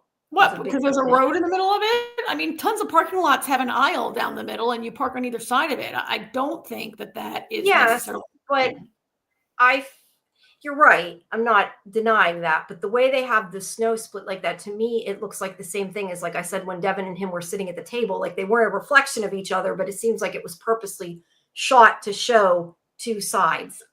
I mean, I could be reaching. I don't know. That's what they shoot a lot of this at a real old Bell Labs office park in New Jersey. I don't know if they shoot the parking lot there. They shoot the office scenes there. And I mean, to me, it looks like a parking lot was plowed. But, okay. Yeah. That's okay. Okay. So she's watching him. Milchek's watching him. Let's see. Okay. Helena asks Drummond and Natalie if they're satisfied with what they did. Drummond says Devin seems more uppity than Mark is. And this is when Natalie asks who he brought into MDR. And this is when he says it's a floater from overseas, which would be Dario, and a pair who were laid off from 5X, which would be Mark W. and Gwendolyn Y. And this is where Milchick says he had 48 hours to pull it together. Hopefully there'll be some chemistry between them. Now, this is kind of my point. What exactly is that 48 hours representing? That 48 hours to me could mean just between Mark agreeing to come back to work. Because this could be like it shows multiple days going through, right? Like at this point, it shows Mark going in, out, and out. And it shows the other team coming in. So I'm guessing that that's what this is. This is when Mark came back the first time and he had a different team. So I think he is saying it was 48 hours between Mark agreeing to come back to work and then bringing him in. He got a new team together. I don't think that that necessarily implies it hasn't been 5 months, because I don't think that's what he's talking about. I think he's talking about 5 months. I think it absolutely goes to the part where it's not 5 months. No, I don't think it has been 5 months, but I'm saying I don't think he's talking about that part. Like, however long it took to convince Mark to come back is irrelevant. It could have been 5 months. Apparently it took 5 minutes. Yeah. It might. I'm just saying, I think that the 48 hours, because people are saying, oh, it wasn't 5 months. I think the 48 hours just refers to Mark agreed to come back to work. We had to get a new team for Zinni because we fired everybody. I don't know. It could be 48 hours since the OTC. They go out on a Friday night and like by Monday, Milchick has it all locked down again. Yeah, I don't know. My point was, I don't think it necessarily points to that, to anything. So let's see. So I lost where I was at. Okay. Yeah. David has a point. It's just the 4 people on Mark's team that are staggered. It's not the entirety of the Lumen Corporation that's staggered coming to work. It's the 4 people on Mark's team are staggered, and when they come to work, they don't ever come at the same time. They come like 10 minutes after each other or whatever, right? Yeah. And that's why I said it was weird. It was an hour before last week. But I guess that's my point. Like, Mark's coming in. Why is he not staggered now? If that's the case. What do you mean why is he not staggered? He didn't come in with full time. He came into a full parking lot, though. But the parking lot is not staggered. It's not the entire company that's staggered that comes to work there. It's the 4 people in MDR who are staggered. Why not just force them to park on a different side of the building then? I think the full parking lot is not relevant. I'm focusing too much on the full parking. There could be hundreds of people who work in that building who have nothing to do with Severance. Who just I agree with that. I'm just saying they made such a point of it last time. It seems strange to me. But anyway, regardless of that, this is where Helena says that it doesn't matter if they have chemistry. That where'd it go? They need Mark back to work at work long enough to complete Cold Harbor. So that right there tells us that Mark is important and that they don't want to lose him. And that is why, I mean, we kind of already know that because Milchick went to great lengths to bring him back to work. But I mean, this is just confirming that and confirming that whatever he's doing on that file or whatever, separating, it's important. Yeah. I mean, I don't think Milchick went to great lengths to bring him back to work. From what we saw, Milchick had one conversation with him and Mark came around. No. I guess I'm saying he fired the other people. He wanted Mark back. Yes. And they say here that they agreed. This is where they show it flips to show Mark stealing the recorder and everything, or it has that audio, whatever. This is where Mark's Innie stole the recorder and they're listening to the recording of it. Where Mark's Innie is saying that he wants his friends back. And Drummond says something like that the boards agreed to it. And they're also bringing Heliar back. So I guess my point is, I take it that they're saying that they gave him what he wanted because it's important that Mark comes back and finishes Cold Harbor. Like they're keeping his Innie happy so that way he does his job and doesn't bitch and gets done the file. Which is also how you know it's not 5 months, because Mark was working on Cold Harbor before. And if it's so important, they would not let it go 5 months with nobody working on it. Yeah, that's true. That's true. Let's see. Yeah. So they said they're going to give him Heliar too. But anyway, at any rate, it proves that Mark is important because of this file. Something about that Cold Harbor is important. And we know from last week it probably has something to do with Gemma / Miss Casey. Okay, it shows them coming in. I just took pictures of them so we saw it. See, that's what I meant by the watch. It's like they're like analog. Yeah. See, and it shows him a few times in, out, in, out. And that's why I was saying that was beforehand. There's the recording they're listening to. Yeah, I mean, I figured that's him coming to work for a few days with his old team. Yeah, with the new team. Yeah. Now he comes back and brings the. Oh, wait, that's interesting. Oh, well, maybe the other one had grapes too. Sweet leather jacket. Yeah. Yeah, the sweet leather jacket. I agree. So Irving's like, when okay. He goes to Irving, it's like, Irving, come back. Yeah. Mark comes in, Dylan. Now, I told you this, and I don't know whether it was meant as a shout out or not. Irving, Dylan, and Helly each had lost number lockers, because I wrote it down. Although they didn't tell Mark's, or maybe it was that Helly's didn't fit. One of them didn't fit, but one's number was, let's see, where'd it go? I lost it. Anyway, yeah, Dario's locker was 16. Irving's locker was 4, and Dylan's locker was 23. But then Helly's was, I think, 14, so it didn't make sense. But anyway, that was just, I marked down. Because I thought at first they were all going to have lost numbers, but they didn't. Okay, so Helly comes in too. Now, this is where I know people are saying, like, you can't hear, you don't see her eyes flip, can't hear her, but they didn't show it happen to Irving either. Because I went back and paid attention because I was curious if it was just her and it stood out. So are they not letting you hear she's turned into the innie on purpose? It's not really clear, in my opinion. But they don't. Okay, so Mark comes back to his scene. I love this scene. Yeah. Mark comes back to the house. He sees she's outside. He's like talking to her. And she says she thought he was quitting.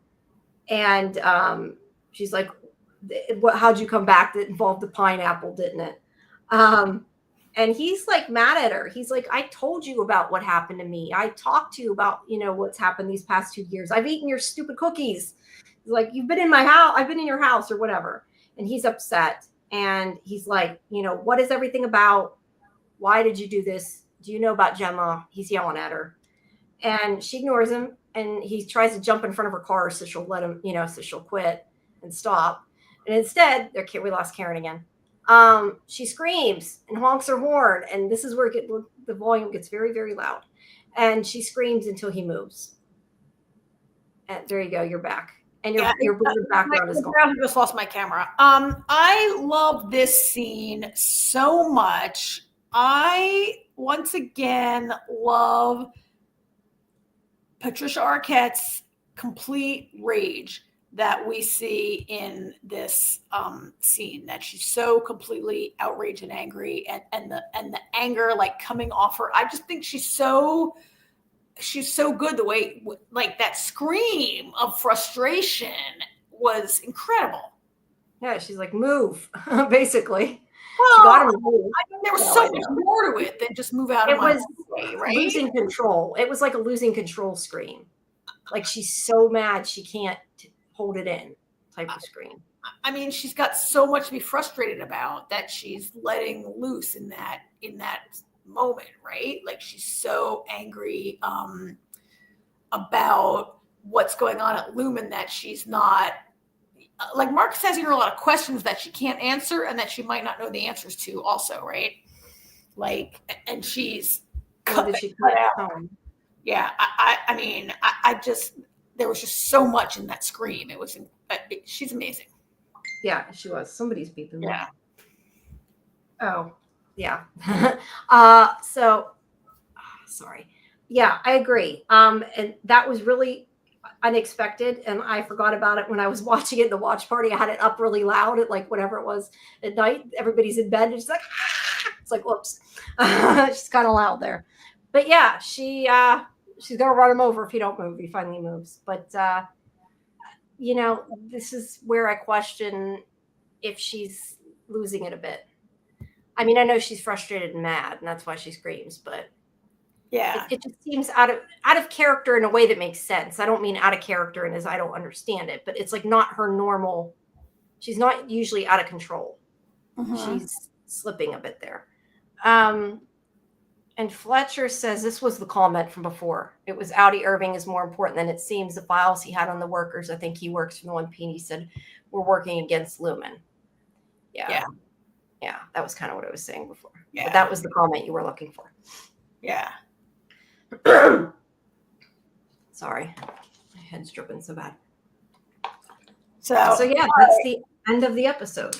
All right. So theories about next week before we go on to the opening credits. What are your... Well, I mean, there's a few theories here in the chat. I mean, this Fletch, this is, I think multiple people have commented that they're thinking that everyone's been severed. Some people, Fletch thinks everyone's been severed before and maybe multiple times.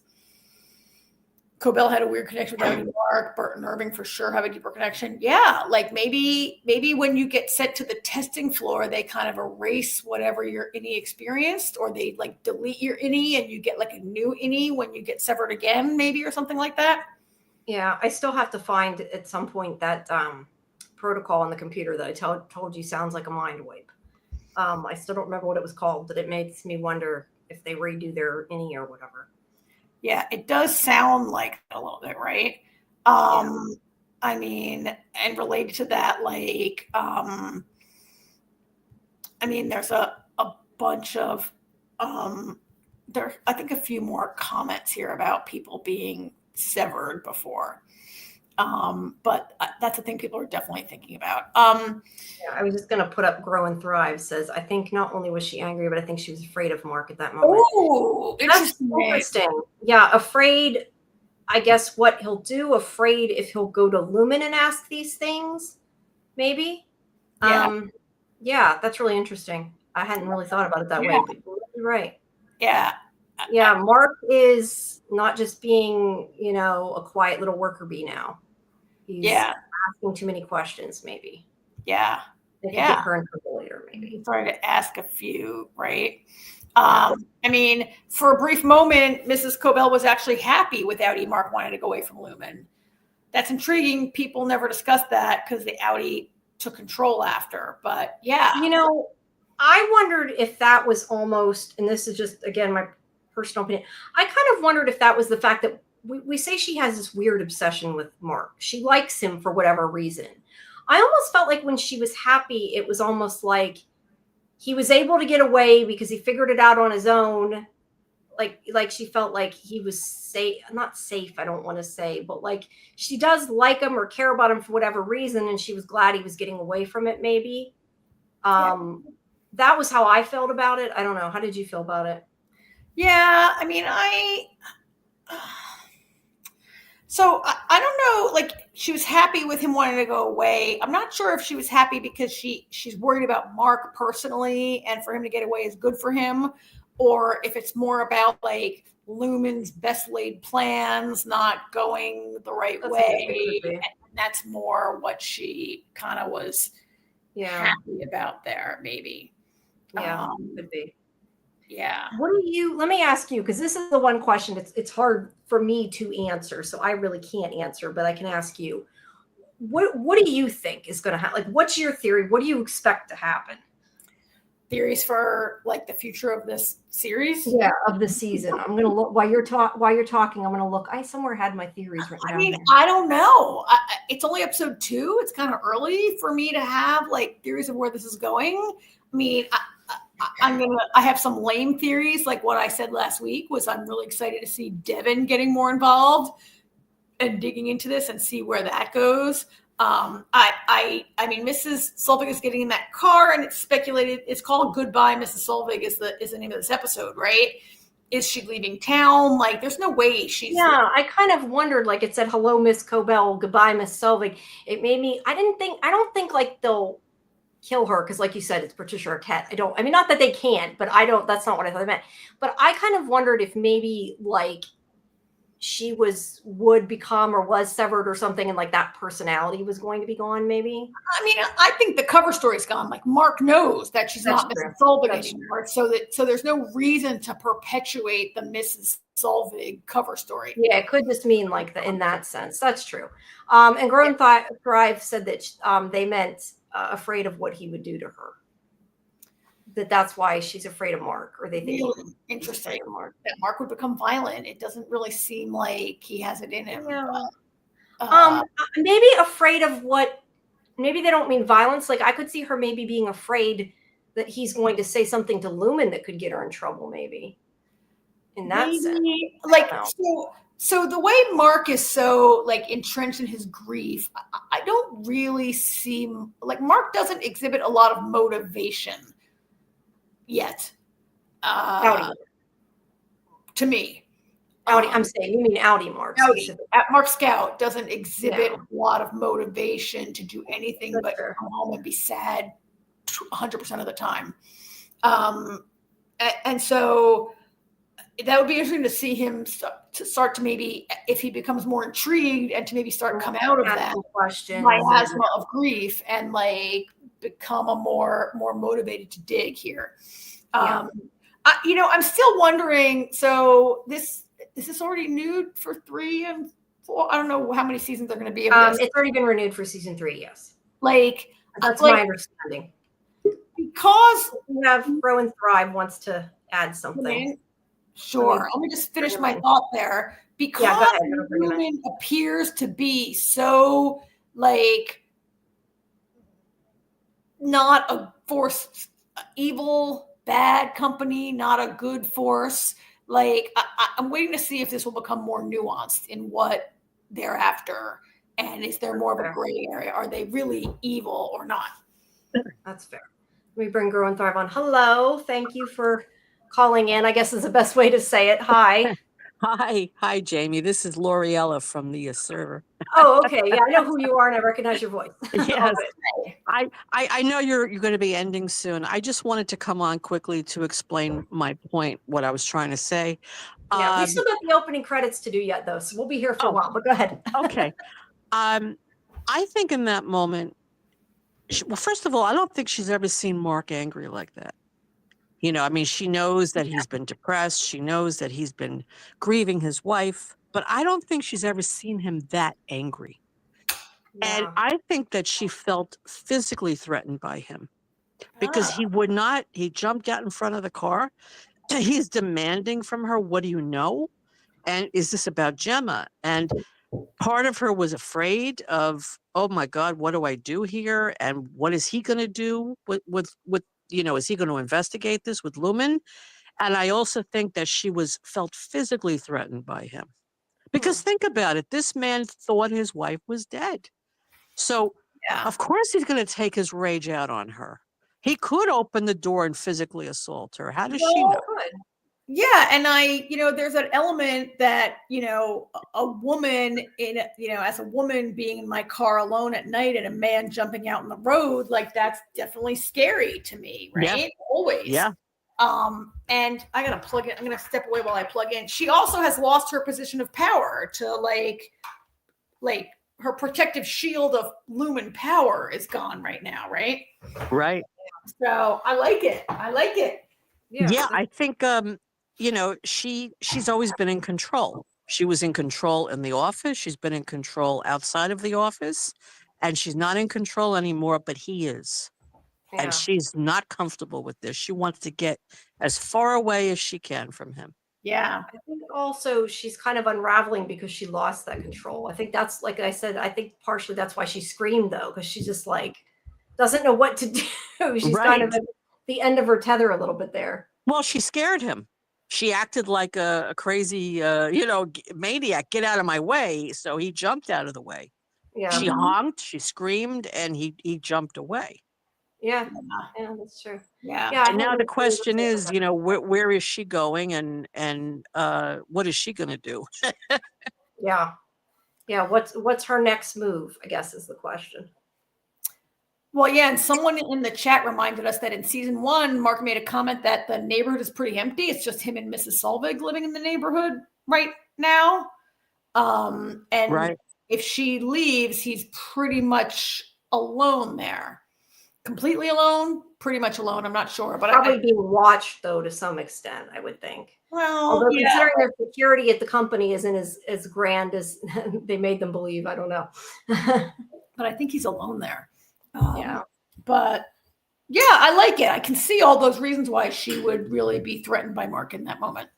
Now that you explain it, with more. And she's very angry. I mean, that they don't want to put her back on the severed floor, and we know why, because it was they had to smooth that part over with Mark and his sister.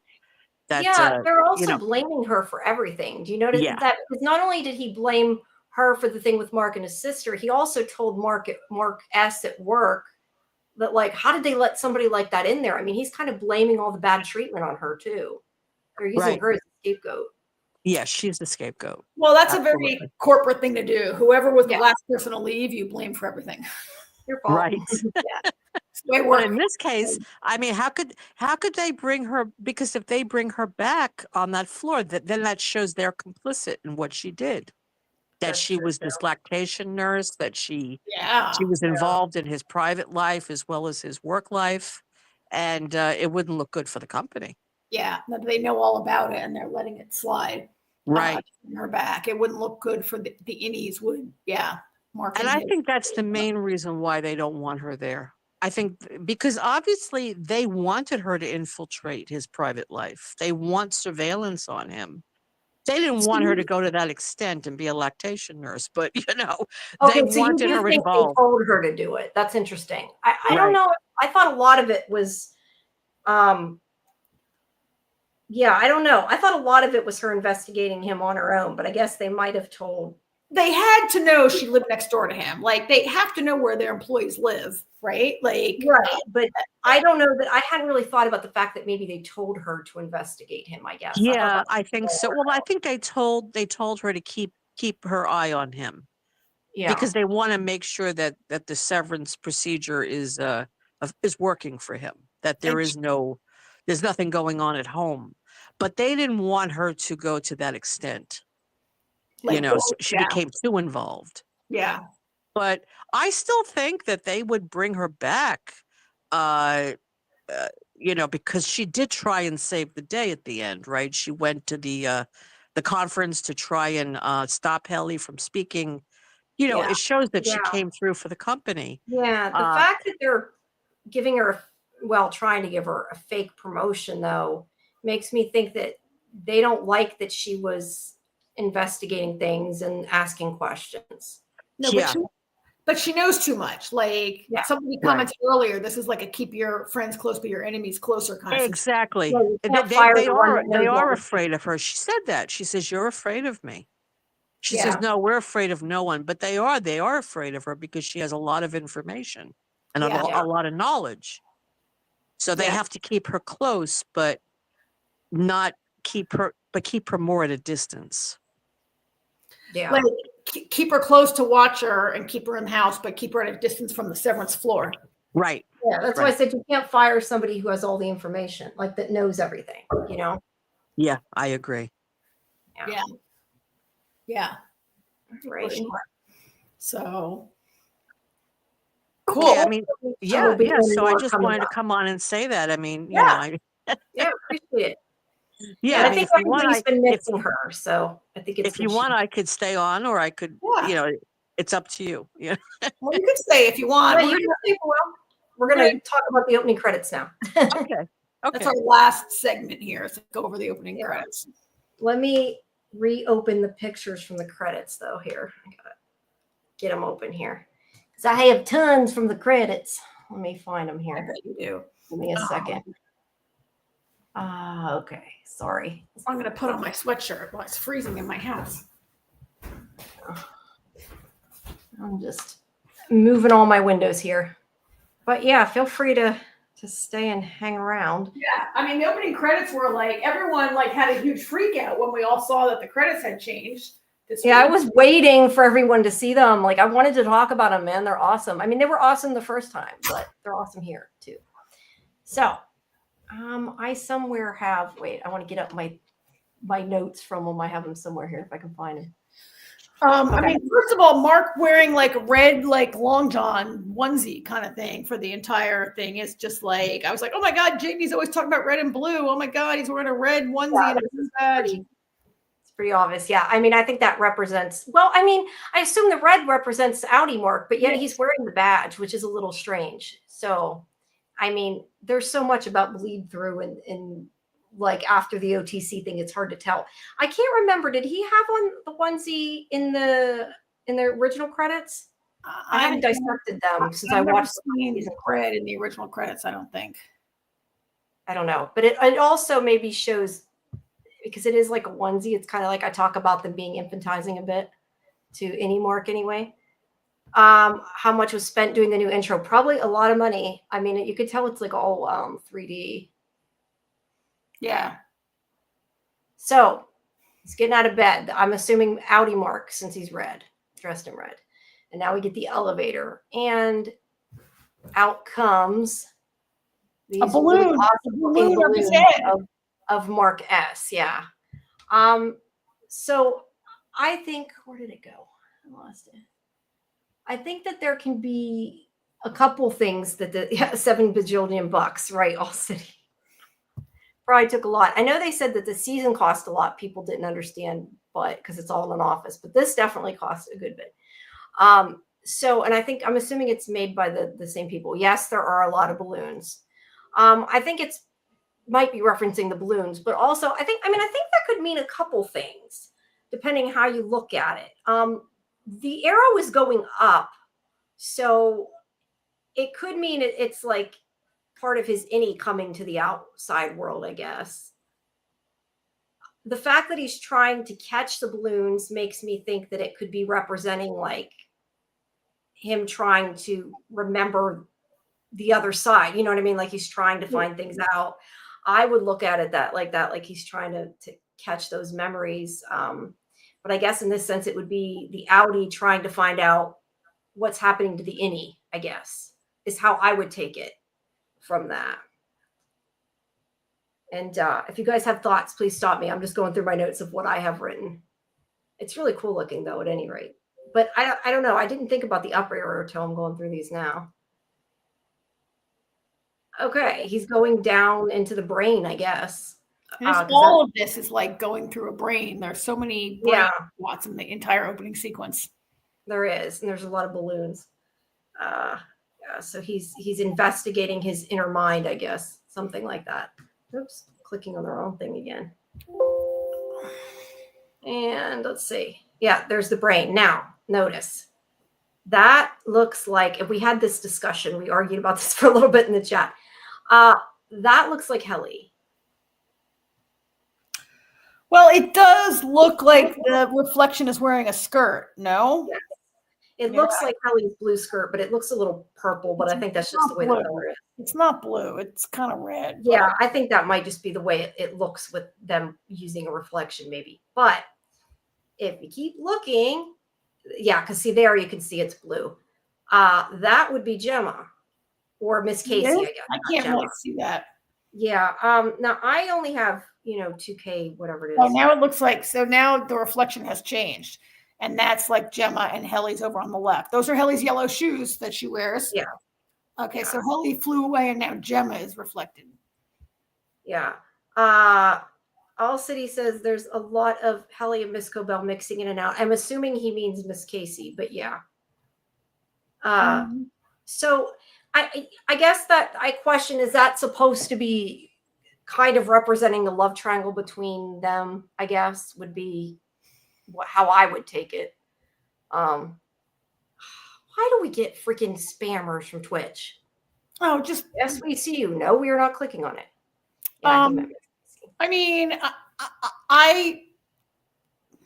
Yeah, is it a love triangle?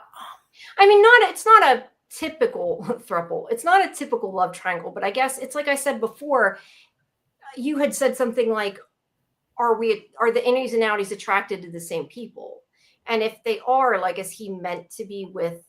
Well, I mean, it depends if you think Mark Scout and Mark S are not even the same person. It's not a triangle. It's four people, right? Well, but I guess that's the point. Like, because we were discussing before, what makes them, who you are? Are they inherently the same person? I don't know. Grow and thrive. Is this a triangle or a quadrangle?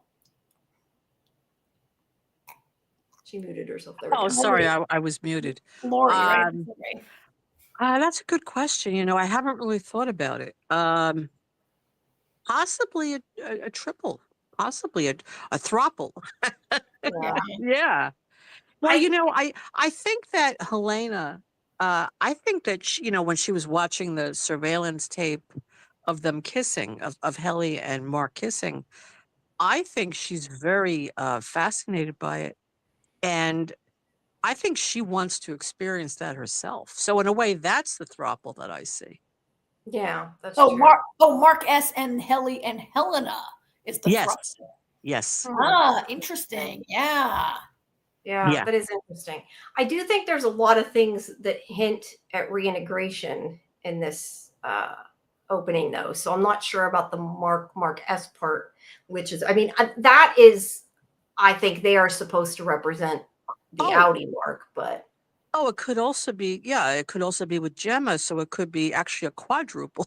Mhm. yeah, Right. it's confusing. Gemma, Miss Casey, you know, Helly or Helena, we don't know. But Yeah, why so did we go into it's a six-way. yeah. Yeah. There's a lot of people, but anyway, you can see the multiple reflections, and then it splits off, and it's back to him again, his own reflection there. You Yeah. can see the red and the ripples. This is cool. Him standing on himself, the innie standing on the Audi. I also question if this is supposed to be the innie. I'm assuming because it's blue and not red. I don't know. I mean, I think that is Mark sleeping, which means it's the Audi. If he's I guess it sleeping could with be. the Audi, the Indy doesn't sleep.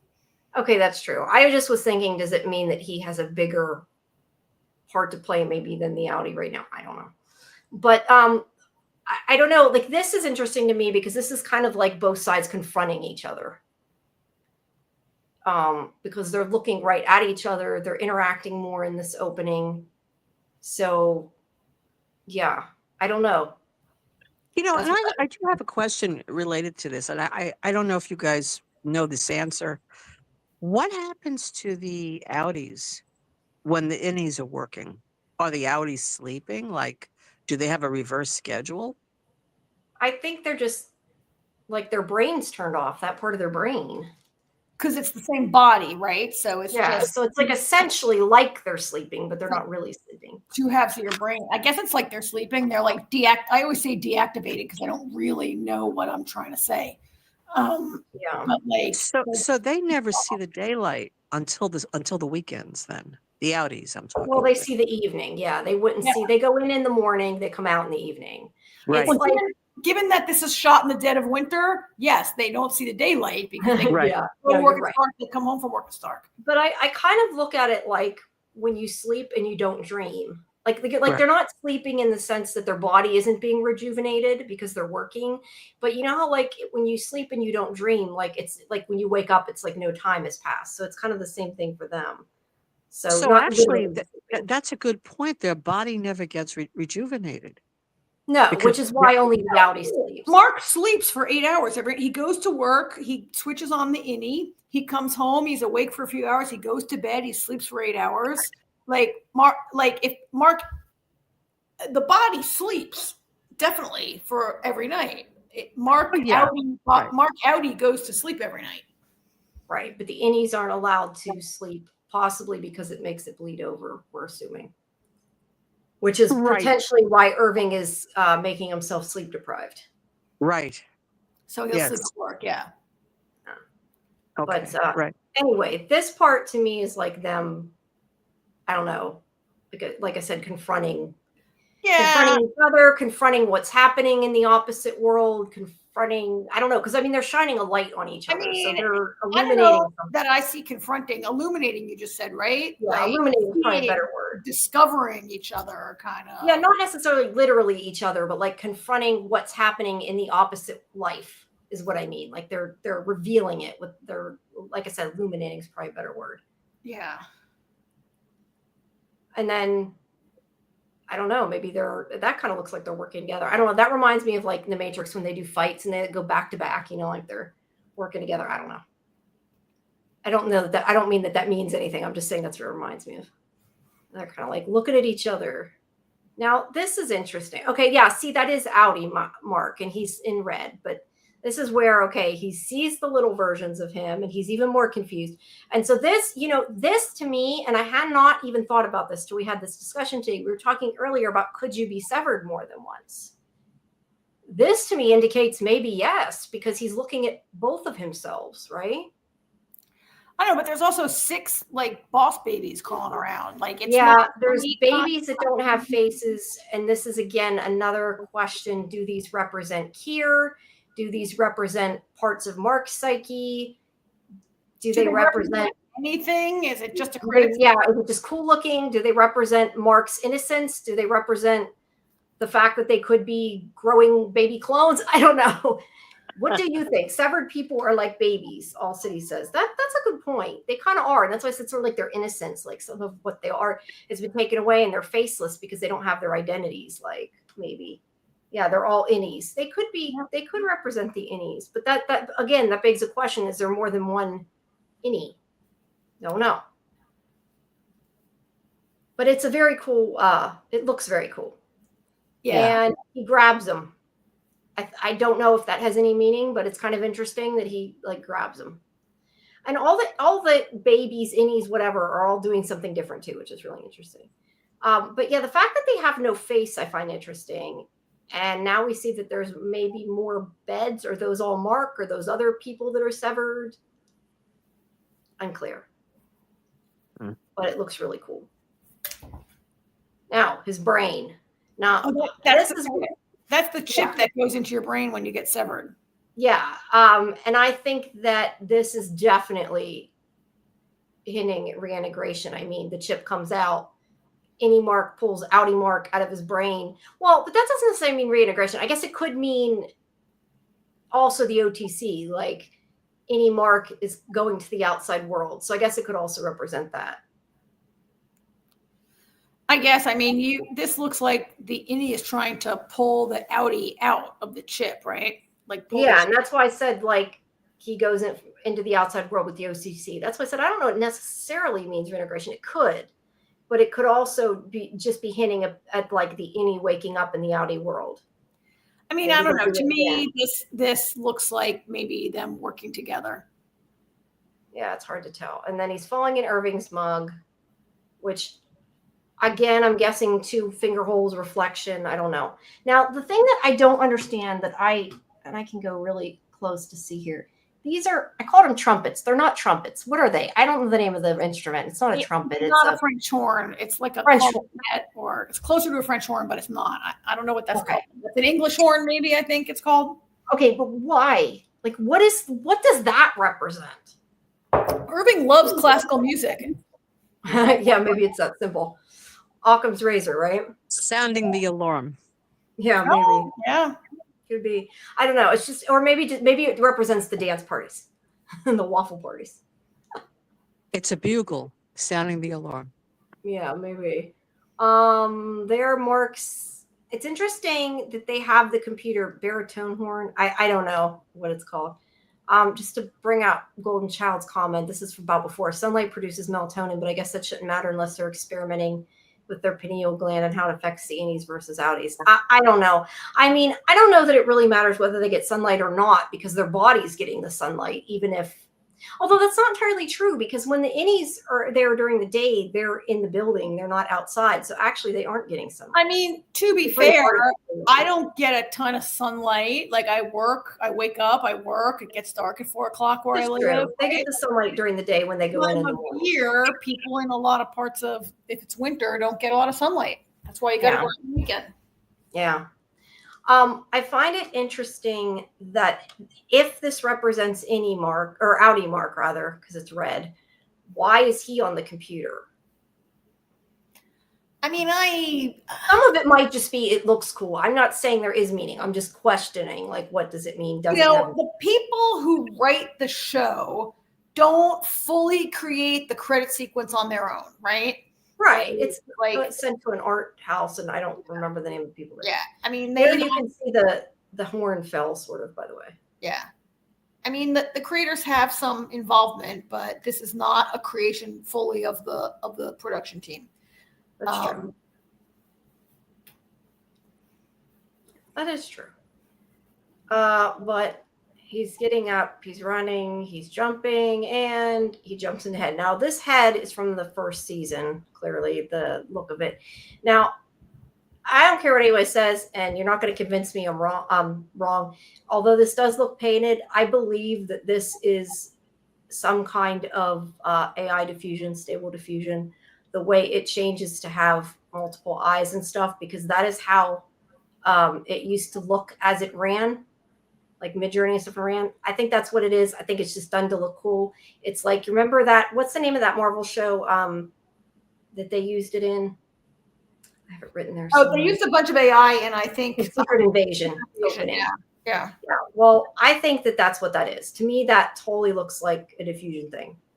Yeah, it looks like old AI to me. Yeah, it looks like Midjourney or something in the middle of running, like when it used to show you. I don't know if you've used Midjourney, but when you used to see it as it was like propagating or whatever you want to call it, that's what it reminds me of, especially there with the multiple eyes. Well, it turns into a goat. It turns into a goat. And Mark's like, there's something in my head. And what's up with the baby goats? I mean, we saw baby goats in the first season, so I'm assuming that it's there's any solid theories. Hell no, I don't think anybody out there has a solid theory. To read a solid goats theory. are kind of random, so I don't know. The only thing I can think of with goats is like a cult thing, like, you know what I mean? Because like we've talked before about how a goat is always like a scary devil in every horror movie. Yeah, like part of, that's what I said, like representing the cult. I don't know. Now, I think these are supposed to be Milchek. Would you agree, his dark skin? I say that because we were talking, I know, in the chat about how like there's Cobell's in the credits, but like the other characters aren't. Like Dylan and Irving's in there with his mug. That to me is Milchek. And they do show Helly later, which we'll get to, but I think that's supposed to be Milchek. At least to me, that's what it looks like. He's also wearing that like leather jacket, it looks like. Yeah, kind of does, or a suit. I don't know. Fletcher says winter's coming. Yeah. The goats, you're making me think. To me, that scene with the baby goats felt the most like a dream of any scene I've seen this. I'm not saying they're dreaming. That theory is not one that the theory that all this is a dream is not a theory that I can get behind. But to me, the idea that I'm in a conference room and I am raising baby goats and someone comes in and I says, oh, they're not ready yet. To me, that felt the most dreamlike of almost any scene that I've seen the entire show. Yeah, that's a good point. So wonder why is it? It looks like his wrist is broken. I just think that's the way they made the people, but it's weird. Well, Lori, you got any goat theories? Actually, I'm very perplexed by it. No, I don't really have a theory yet. I'm like you. I don't think anybody Not does. sure. It's random. Fletcher says, I wonder how much money it costs to make the new intro itself. Each episode of season 2 apparently cost $20 million, which is wild with everything basically inside an office.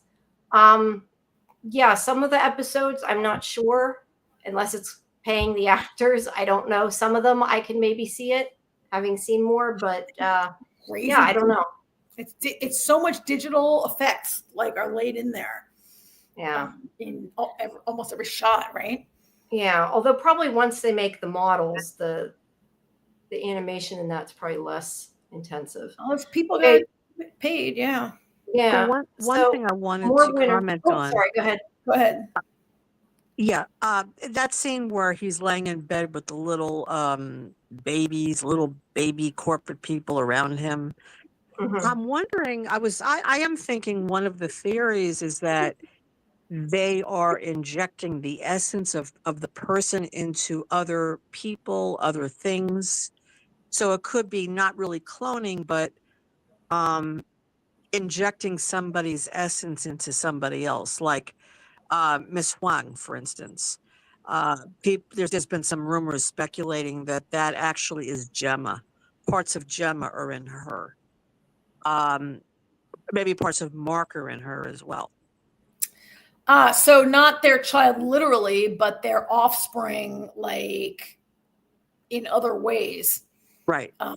Like not the old-fashioned way, but a new way of being their offspring. I like Exactly. it. And Yeah, it that could goes back to be, the cure. I mean, that could be injected into her, like literally with a syringe. It could be with the chip in the brain, or it could be like, I mean, it could be like a download kind of Yeah. thing, right? I don't know what it is, Yes, but I like the download aspect. Yes, you know like you're what? downloading a Yeah. program. Yes. You know what, Lori? I like that. Like, I couldn't really get behind, like, I think she's Mark and Gemma's daughter because she's like old and whatever. And I just couldn't get behind that. But this different idea of how she could be they're a product of them. I like it a lot. I like it. Oh, good. I'm glad. I mean, Oh, it yeah, is a that's theory. interesting. We don't know anything for sure. Yeah, But I don't know. I mean, that goes back to, are they trying to transfer Kier's consciousness or part of Kier or something into people maybe eventually?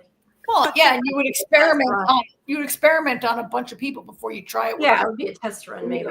right? Yeah. And then there were people that were speculating about the goats. Maybe the goats have something to do with that as well. Maybe they're experimenting on putting the essence of one goat into another goat first before working on the actual humans, the Oh, actual like people. like Dolly the goat, the first. That's what I was just thinking, how they cloned right? the sheep before they tried to clone Dolly the sheep. dogs and everything else. Right. But I think the producers came out and said that cloning is not involved. So when you say cloning, that would be like creating something from scratch, right? You're creating a replica of something else. But here, I think you're just combining elements of different things into an already existing living creature. Yeah. Like Miss Wang, she said her former career was a crossing guard. Okay. So that spoke to me as this is a woman who was older, who had a job as a crossing guard. And somehow the essence of Gemma and Mark has been infiltrated into whoever this crossing guard is with the product that became Miss Wang. Well, Because and yeah, because when she said I was a crossing guard, I'm like, this was an adult. This is not this young Unless it's just child. she's one of those people that graduated really young or something. But yeah, no, she shouldn't be a crossing guard. I agree with that. Right. I mean, a crossing guard at school, right? A crossing guard at school. Yeah. She's a child herself. So Yeah. I just think that's an adult that somehow got mixed in this mishmash of downloading different people into a different person. yeah, I mean, I'm kind of, there's this theory going around that Gemma was killed in a car accident, but did Lumen manage to snatch her body before she died? Was she like brain dead, comatose, and they like did something to her to make her Miss Casey? Because Mark says late in this episode, Mark says he found her burned body. Like they could have switched a bot, right? Like, Right. Yeah, that's what I think. and could think Miss they Lang switched her have body. been? She's a crossing guard. She got hit by a car. I don't know, right? Like, could they Right. have used? Could they be using bodies, experimenting on in Like you that said, way? moving consciousness. I don't know. See, I said before, I wonder if like only part of Gemma exists. Like if there only is like an innie because like the other part of her is in a coma or something. Yeah, that's what I think. I don't think she has an outie life. She's strictly a Um, human. I mean, either that or they completely faked it and it's not her body. I mean, it is kind of interesting that the body he found was a burned body because a lot of times on television, the bodies are burned beyond recognition because they can't tell who it is, like that kind of thing. So that's a possibility, but I don't know. Fletcher That's says true. the baby goats are Dieter's kids because he's the goat mod. And I said earlier, there's a sign that says Dieter in this, so I don't know. They knew somebody Dieter. I don't know if it's relevant, but there was a sign that said that Dieter's brother or something like that. Oh, interesting. Yeah, it was just like in the background. So we got both versions of Mark. The ones Balloon heads. turning into a balloon, balloon heads. You see trees in the background. Again, she hit a tree, and we see different versions of Mark. There's the car. So I'm assuming this represents a car. There's a car. There's a car falling into the water. Okay. I have to assume this represents their wreck, whatever happened to Gemma. Maybe. But it makes me wonder, maybe like the car went into ice and like they froze her or something. Then she wouldn't have a burned up body if she went into. No, you're right, she wouldn't. But I mean, maybe it's like representing they froze her body. Like it could represent that. I mean, because people have said, could cold storage, could cold harbor represent like cold storage type of thing? I don't know. It's just weird. It's in the ice because if it was burned, yeah, why would it be? No, I But yeah, just had a thought about Gemma. I do believe Gemma is in that body because she had a visceral reaction to Mark and Helly being with them that day. She did, yeah. And she cried when they sent her down to that floor again. So it's like she, on some level, she feels connected to them. And she told Mark, like, that day I spent watching Helly was like the happiest day of my short existence that I was That's able right. to be around you. yeah, That's right. true. So I I think don't she know is if in the there. happiest day exactly, but she indicated that was meaningful for her. Yeah. Visceral, as you said, yeah. So she's Yeah. definitely in there somewhere. Might be. Or at least part of her. Dog Kaiju says, can they sacrifice that little girl for immortality? I'm assuming he means Miss Swan. Yeah, well, I think it depends. If the company did it, they may not have a choice one way or another. That James Egan that we saw yelling at Helena in the beginning of this episode, sure, that guy would sacrifice a child for immortality, right? Yeah. I think that, I mean, we talk about transferring consciousness. I mean, that's definitely a way that somebody could live forever if that's their goal, or to bring back Kier or whatever. But anyway, in this scene, I mean, does that represent the Audi trying to get the innie, the Audi trying to get a memory? I don't know exactly what that means. I don't think that every shot represents something. No, not necessarily. I'm just chilling. He's going up and away. It looks really cool though. Now here it kind of looks like underwater almost, but that's brain matter. Oh yeah, it is. It's the brain. You're right. But you know what? It kind of looks like a reflection though, almost. It's not, but it kind of looks like underwater, like an underwater reflection. Because I know there's this one picture I took somewhere. I don't even know when it was, but they had a picture of sky and it looked like water, and it made me think of it like there's so many reflective things. Okay, so this is Audi Mark. It looks like there's pills, maybe. Yeah, it does. And some shit. It's really disgusting. I don't know what that's supposed to be, but it looks like there might be pills in the bottle too. I don't know. Can you enlarge that? Can you enlarge that? The bottle? The whole, yeah, that. Oh, it's just a bottle of sludge. But it looks like there's something in it. That could be bad AI making it look like this is intentionally like looking a certain type of. Maybe, but I don't know. To me, when I look at it, it looks like these look like pills, and it looks like maybe the pills are in there. Yeah, it's a pill bottle. I don't know. Yeah. Yeah. Is that like the blue pill, red pill from the Matrix? And before the Matrix, it was from Alice in Wonderland. Mm-hmm. Yeah. Right. True. I only see blue, white, and black pills though. But yeah. It looks like I mean, this to me would represent the innie taken over because it looks like the Audi's passed out. And I don't get I mean, I know they're like 3D generated or whatever, but this to me looks like he's constipated. It's just the weirdest expression in this scene. And it looks even more bizarre because he's in thank you, Kaiju, Doc Kaiju, appreciated. I'm not sure what super sticker is. Probably means Jamie needs to add stickers to the thing and doesn't know how to do it yet. I'm assuming that's what that is, but thank you. Appreciate it.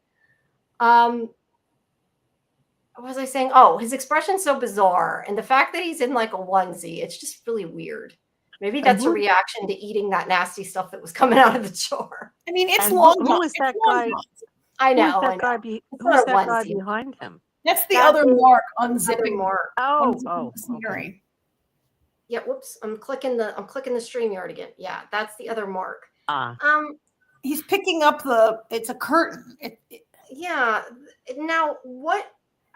The fact that the elevator is now curtained is I feel like maybe that does have meaning, and it's kind of interesting because we talked before about like, although now I think I'm thinking of Silo, not of this, but like the man behind the curtain and stuff. Like, does that I don't know. Wizard Like of I Oz. said, I think we were talking about Silo when we were talking about that, but We were, but yeah, they're ducking out. And wait a second. Okay, interesting. I didn't notice that till now. That is pointing down, that is pointing up. I mean, that's obviously on purpose. If it means anything, I don't know. But I don't is there know. a An third elevator person? comes down to the first Wait, floor wait. and then it Look, goes. there's a third person. Look, I didn't even notice that. There's a third person. This Yeah. does kind of make me think maybe they're severed more because, like, who is that? That's another Mark, right? It has to be. Yeah, maybe. Interesting, or like an alternate Mark or something like that. Thank you, Golden Child. Appreciate it so much. Thank you. You know, it's interesting when you talk about that red. I mean, that's almost like wearing pajamas, right? So that's almost Yeah. like any, I'm sorry, Audi mark, right, in red. Yeah. And the one in the business attire is any mark. Yeah, So here, that's any mark is carrying Audi mark. yeah. That's why I said it's almost like Audi Mark is passed out, like any Mark took over. But that's why I said, is that just like referencing the OTC thing? Like when any mark has control of the body, Audi mark is kind of sleeping. True. Right. True. But it's more interesting to me that there's a third person that I didn't notice before. There's a third one. But I mean, yeah. So he's carrying him still. And then it turns into grass and it looks really cool. Now, there's all these heads. There is only Mark's bodies. This is what I think is really bizarre, okay? There's Mark's bodies and what to me looks like Helly's head. I'm assuming this is Miss Casey's head because it's dark hair and it looks female. But why are there female heads and male bodies? Like, what's up with that? That is just the most bizarre, weird. I don't know what it's supposed to mean. Female heads and male I got to go back and look at that. This is kind of small on my screen. Let me try to enlarge it. I can zoom in, but I don't know how much it's. I can enlarge this on my screen. Yeah. I mean, there are some heads and there. I mean, to me, they look like Gemma heads and Helly heads. And Mark's body without a head. One looks like a Helly and one looks like a Gemma, and the rest of them just look kind of like not. Well, yeah, I'm assuming the redhead ones are Helly and the dark-haired ones are Gemma. Do they all have to be? No, but I'm saying that's what it looks like to me. But my point is, all the bodies are like headless Marks. So the little guys in red, yeah, they're Marks. Yeah. But why are there? Okay, these ones aren't headless, but these ones are headless. There's headless Marks, and the heads of the female. I don't know. It's just really weird. Really, really weird. So it turns out it is a book that Cobell / Selvig, Covelvig, whatever the hell you want to call. I'm still saying it wrong. Cobelvig, however they say it, is looking at, and she's faceless, which is interesting. And it's actually Mark, but maybe because she's thinking about Mark. I don't know. Any Marks in her head, and any Mark is running down the hallway. And now we have the testing floor. I'm assuming because it looks like Irving's paintings, which we assume is that. And then we have Gemma, or not Gemma, sorry, Miss Casey. And you can see it's Miss Casey. And then a frame later, it's Helly. And then it's Miss Casey. And then it's Helly. And then it's Miss Casey. And then it's Helly. I mean, and these are like just a few frames. That's, I think, the end of the opening. Or no, at the very end, his head's blown up there. That isn't the end. I don't know why his head got big there. But we get, again, of course, the whole triangle, quadrangle, whatever you want to say with the other women. I don't know if it's important that it's winter, though. They do show so much snow in this opening. And then we have what I assume is a baby Kira crawling, which I don't understand what the hell that's supposed to be.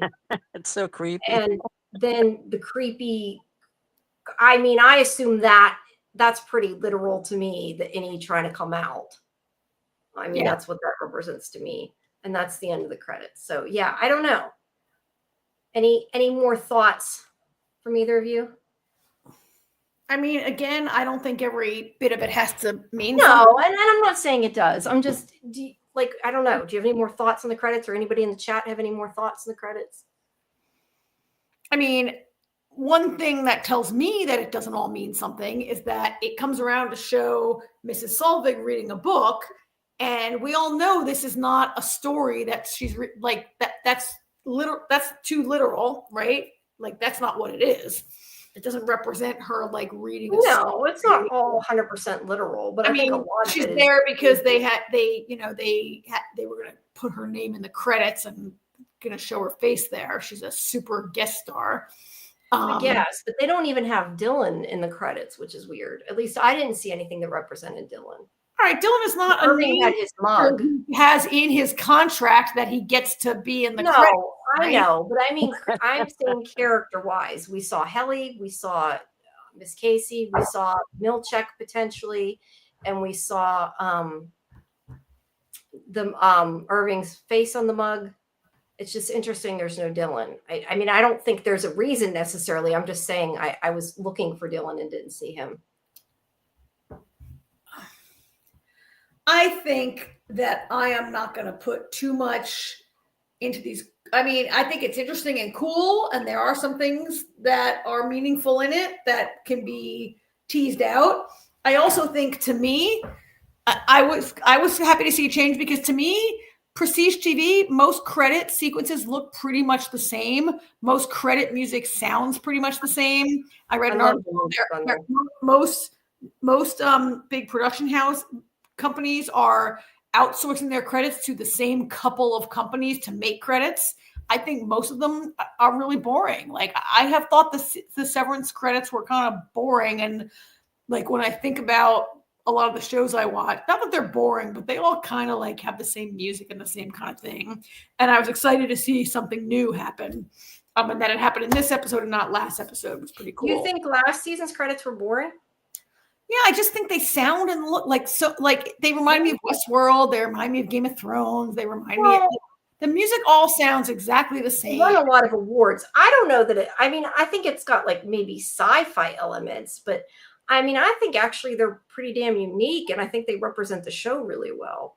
So I disagree on that, and I love the music. I definitely think there's elements. I see what you're saying. Like there's sort of matter. I think but that's like to me that's saying they have sci-fi elements is what you're saying to me. No, I think credit sequences they all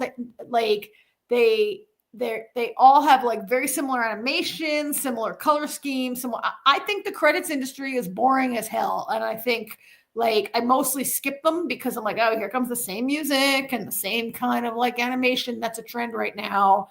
And yes, I'm very bored by credits in general across all of television right now. In general, yeah, but I don't know. I don't find the first season credits boring at all. I think it's neat that they changed them, but I don't know. I mean, they won a lot of awards for them.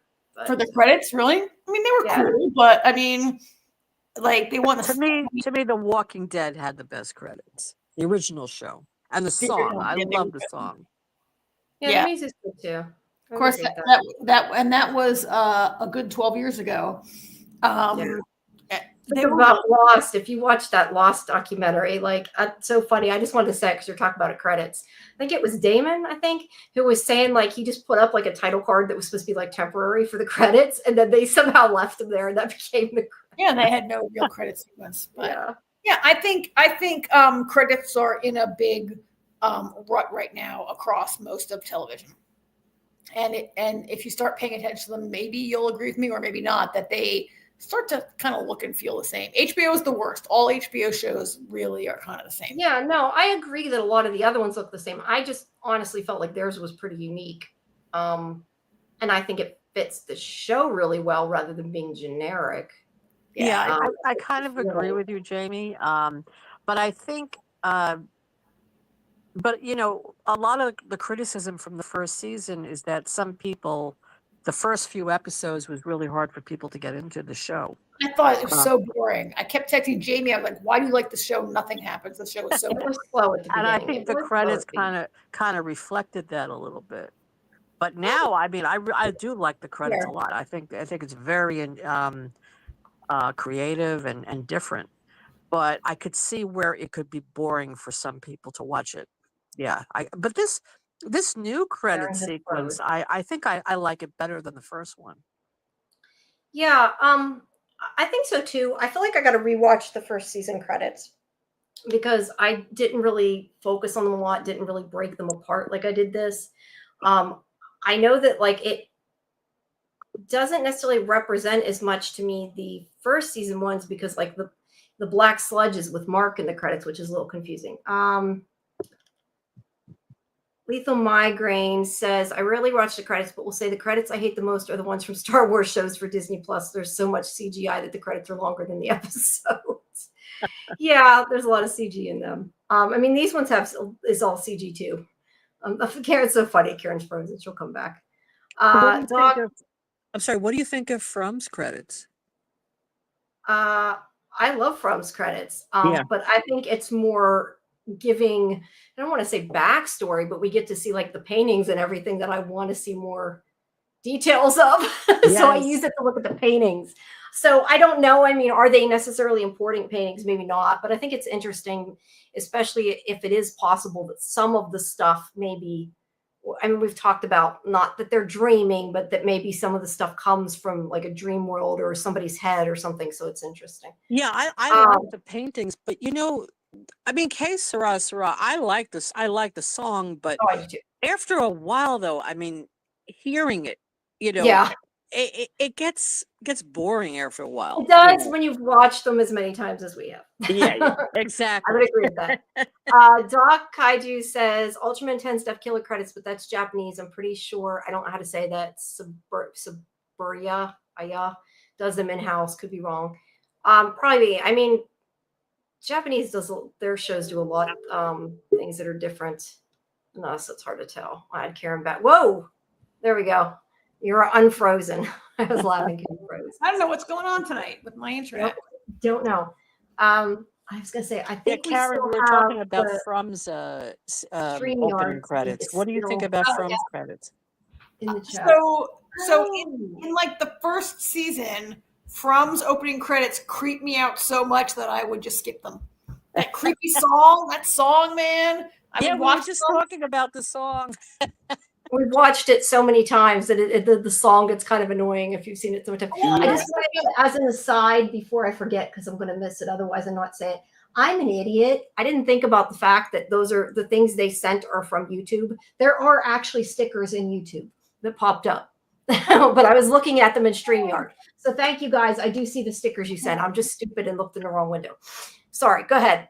I mean, the way they took that Doris Day song, which is such a, you know, upbeat and song, and I mean, it's Doris Day from that creepy, and then they turned it into this like creepy version of it. Yeah, there are times when there are times I want to watch it to look at the drawings and stuff, but we're looking at the drawings. It's going to change. But yes, I frequently fast forward, just skip it because it's too creepy to watch. Yeah, it's too slow moving to watch.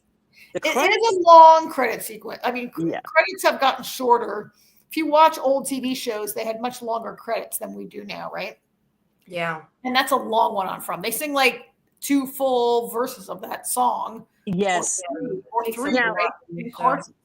Now with Dead City, the first season, because the second season hasn't come out yet. I'm trying to remember what the credits are like. It was all. I mean, it was like a flash in the pan. It was so quick, and it was nothing. I mean, they showed a couple of scenes of New York City, but it was very quick. It was like 10-second opening. It was like nothing. To be fair, they have 2 main characters and like maybe an extra character, right? And From has like a gigantic speaking named cast, right? Right. Yeah, so they need longer to put the words on or the names on the screen. That's Although true. some shows don't have any credits and they just put the names on the screen. So I mean, they don't necessarily need them. Yeah. Dead City really has 2 characters and then a few supporting characters. That's true. But From has a lot of characters who are, especially, I mean, it always was a long credit sequence. Like the only actor I really knew in season 1 was Harold Perrineau, right? Now I know like who those actors are. Well, now we know all of them because we talked 99% of them. But that could speed it up, though. They definitely could speed it up. Oh, they could. I mean, they could put like several people's names on the screen, like The Walking Dead did. Playing that song so slow in that minor chord is what makes it really creepy. That it's It's almost like sounds like it's running on the wrong speed, kind of, right? It does. Yeah, I it's really like it's like the drawn credits. out. I think I've just seen them too many times. That's what I said. I think when you watch each episode like that many times, they start to get. This probably will too after a while if we watch them each time. But Yeah. I'd like them to change the opening. Change the images anyway. It's the same since season 1. It hasn't changed at all, right? They should change the images. They don't got to change the music, but like change the images, change them up. Oh my God. Then we have to spend another half an hour talking about it on the show. Oh, there's always tons to talk about with From. It's all good. Yeah. All right. Well, have we reached the end of our discussion today? Unless anybody in the chat has anything else to add, we're at about the 4-hour mark almost. So yeah, thanks everybody for coming, for watching. Make sure you join Discord. I'll paste the link again for our watch parties tomorrow night. We have our From watch party, which is at, I think we're, because I haven't talked to them, I assume we're just going to stick with 10 p.m. for the watch party, 11 p.m. for the stream. I haven't actually set it up yet. Should have. So I don't know. It might be 9:30, 10:30. It might be 10 and 11. So just keep watching socials. Michael Day is here. Hello, Michael Day. Hello, Michael. Yeah, I gotta watch football at 6:30 tomorrow. It should be over 9:30ish. Yeah, but I'm not sure. I have not talked to Julie and Scarlett yet to see what they want to do. But you can always come hang out if we're not ready. Come hang out in Discord till we are. But I will post when it is. But our show will either be at our live stream will either be at 10 or 10:30. But that's for From, and that is for which episode is it? 8, I believe. Yeah, I'm way behind. I can tell you. I think it's episode 8 of season 1. All right. Watch. But let's see. Oops, let me get up the episodes here. But every Saturday we have our Severance watch party right before this stream at 8. The stream is at 9. And then on Sundays we have From. We are on episode Broken Windows, Open Doors. So yeah, it would be episode 8, 1808 is this week. Okay. So please join. And yeah. All right. Thanks, Lori, for coming on with us. Oh, Yeah, thank you for having me. Appreciate it. Sure. And all right. Another Now, time I'll add my views. Yeah. No, sure. Yeah, definitely do. Yeah, and I'll thank have the breakdown of this episode up hopefully soon, the video and stuff pretty soon, hopefully, and everything. So, All right. Okay, thank you so All much. Good night, everybody. okay, good night. Thanks everybody for coming. Bye-bye. Bye. Bye-bye.